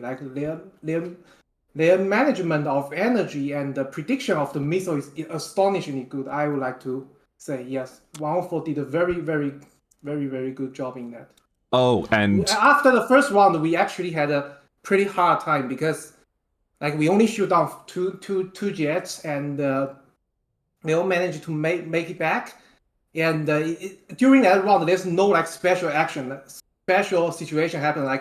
Some of our member got disconnected, ATC connection unstable, something like that. So it's purely on us. We didn't do a good job.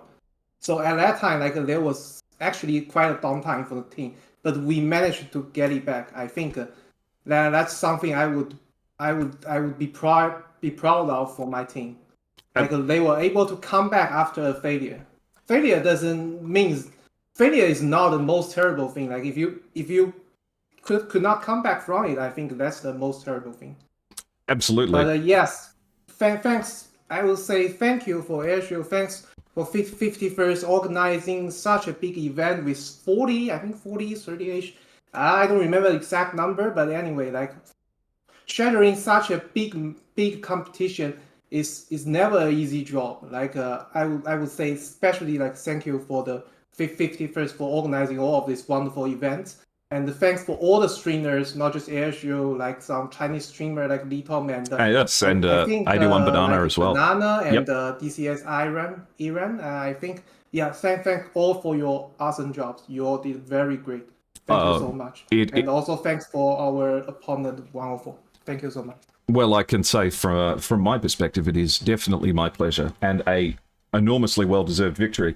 Maverick and Pyro from 104th, a loss, but at the same time, in the finals, whatever happens, I think is something to be proud of. How are you guys feeling after that one? It was difficult, but the first round was quite exciting.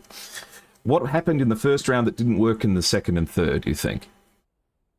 Yeah, inSky did a fantastic job. I think they had just a really good strategy. I like this the 3 Eagles, 3 Vipers, being able to take with those Eagles Mach 2 high altitude shots. You can shoot people running cold and still get them.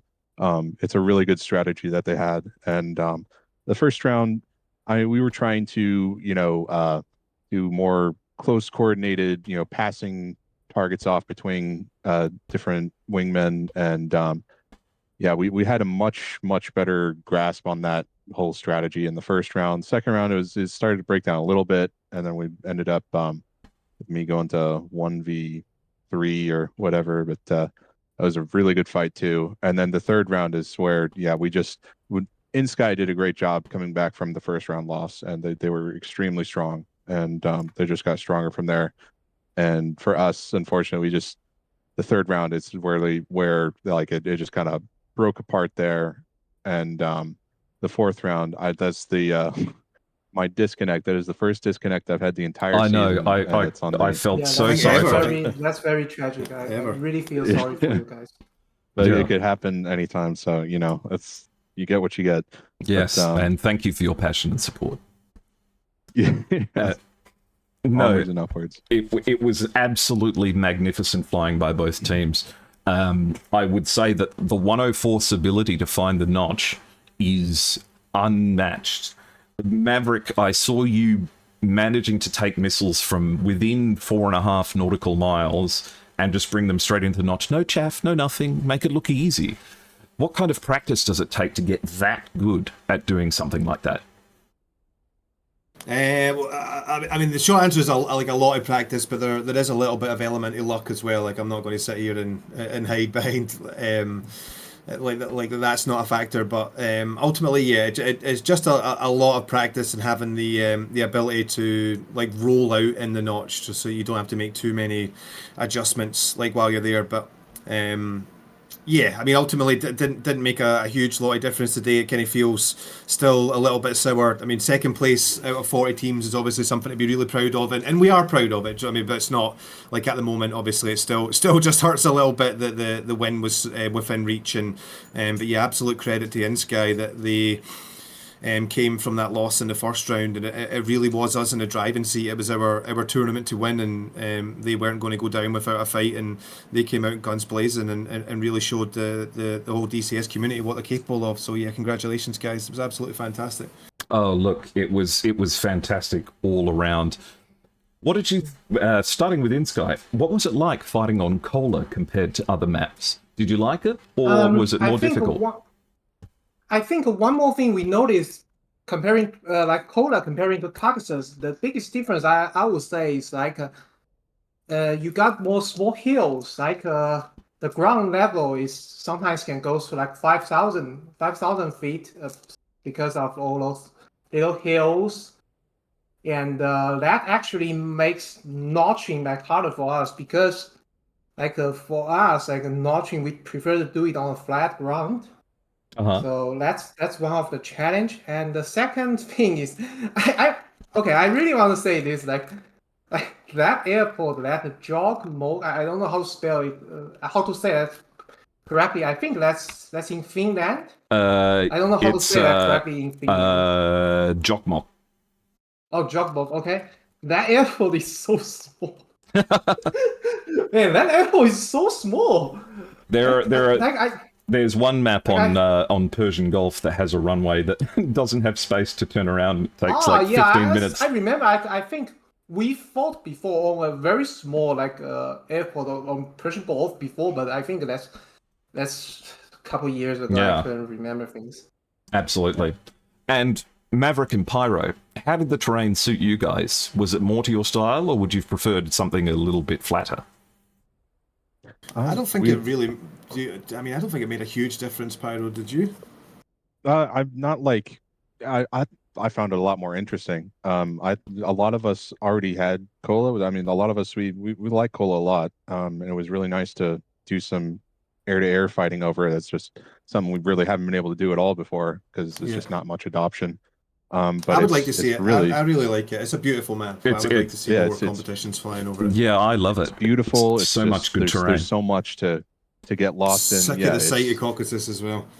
Yeah, that's true. Exactly. That's true. Oh, look. I must be doing a lot of preparation on the map. Know very well the terrain, and they know how you use terrains and their energy to pull our AMRAMs down to the ground. They're doing absolutely wonderful job in managing their craft's energy and defend against our Vipers, especially in the first round. yes. They have developed a very successful strategy to counter our Eagle and Viper combination. That's what we haven't encountered before. They are doing very, very well, both in the strategy and in their actual operation. Flight. Thanks, man. It's amazing.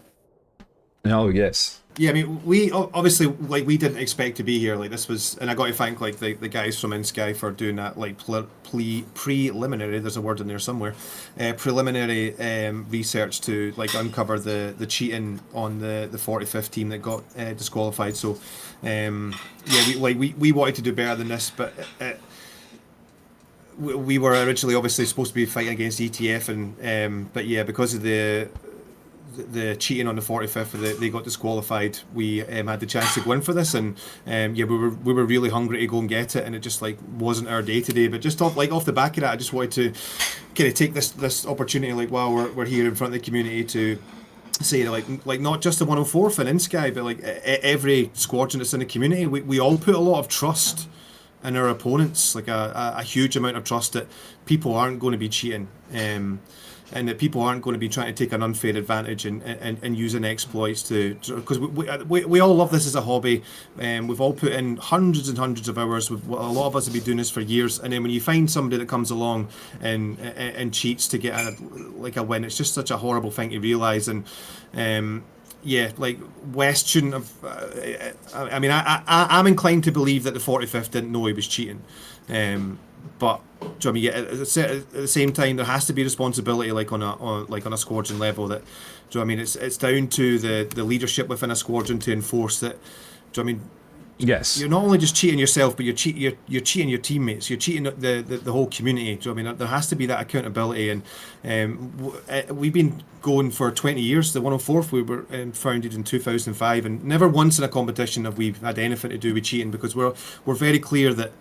So I mean, it's not just our names that you're ruining, but it's everybody else's time. So, it really was horrible to see that is what it came down to, and initially the lack of accountability from the 45th. But it was good that they sort of kind of took responsibility for it later in the day. But but we just need to make sure that something like that never happens again. I think the leadership out of all squadrons need to be more proactive about just sitting down with their members and saying, listen, just don't even think about cheating. Because the whole team is going to be banned. There's never ever going to be a situation where only the individual gets banned and the team gets to fly a rematch. I know that's what the 45th wanted, but that's just not acceptable. There's no emphasis. There's no reason for teams not to cheat if that's the case. So if one person gets caught cheating from a team, the entire team gets disqualified.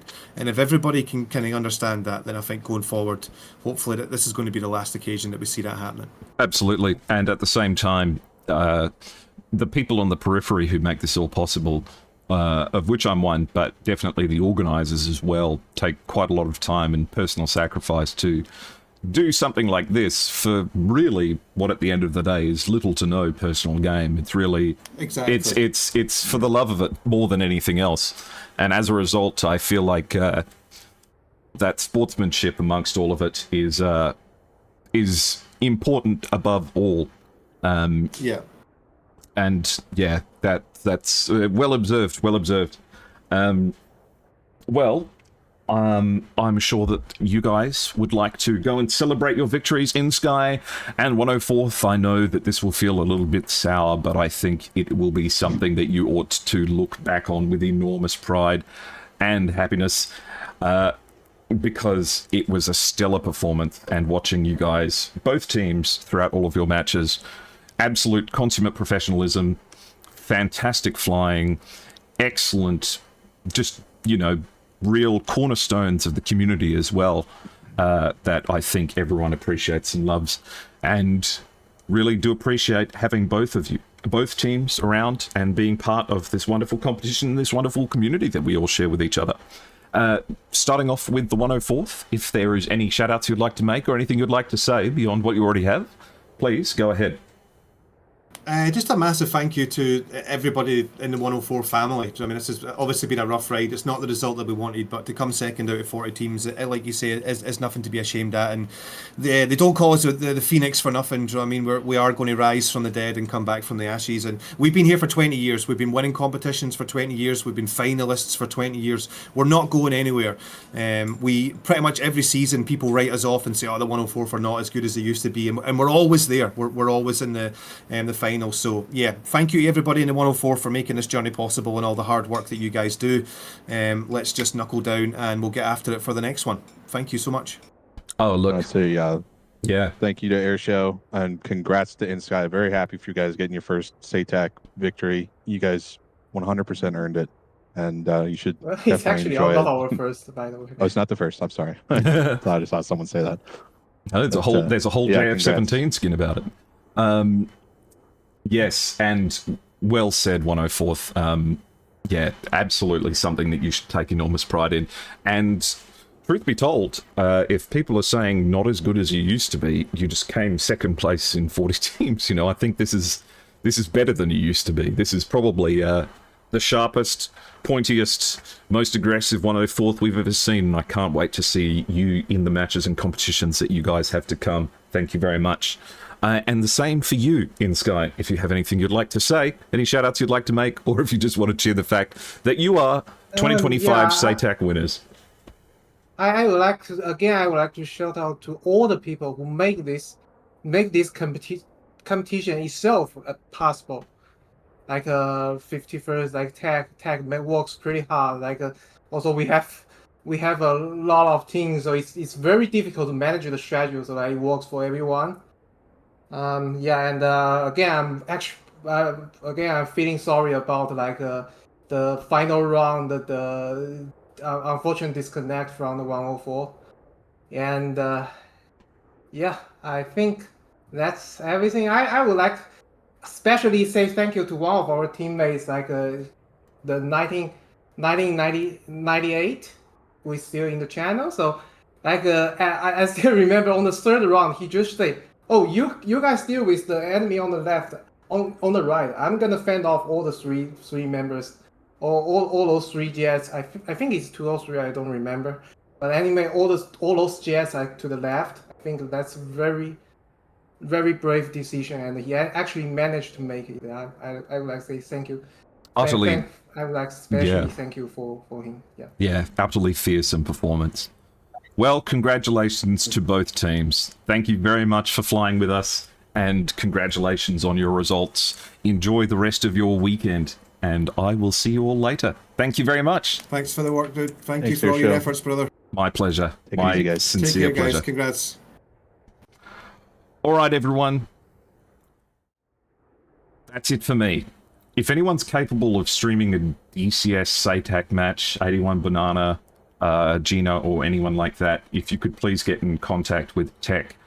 There is the ETF match coming up shortly, and I am completely physically incapable of doing it.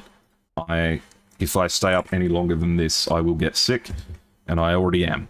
I've been up for How long has it been? Okay, it's been 28 hours. I'm sorry, I need to sleep. But I am going to do the dice rolls for them. The map is Caucasus, so let's just get the dice rolls out of the way. I'll do it on stream so that you guys can see it. Okay, so for the map. 3, 2, 1, shoot. That is map number 6. And just give me a second to pass that information over.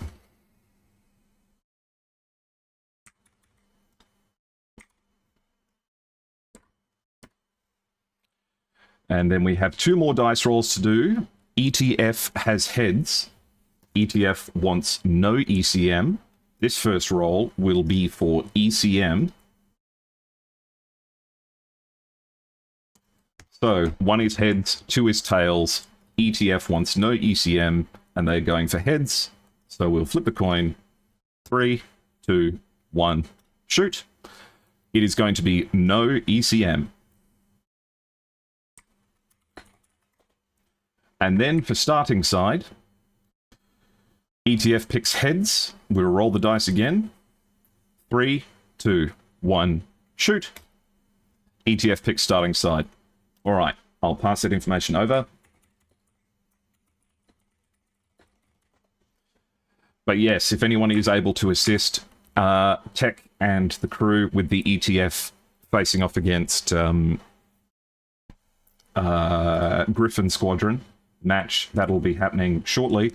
Please get in contact with Tech. Thank you very much, guys. All right, let's play a little bit of music, and I'm going to say goodbye.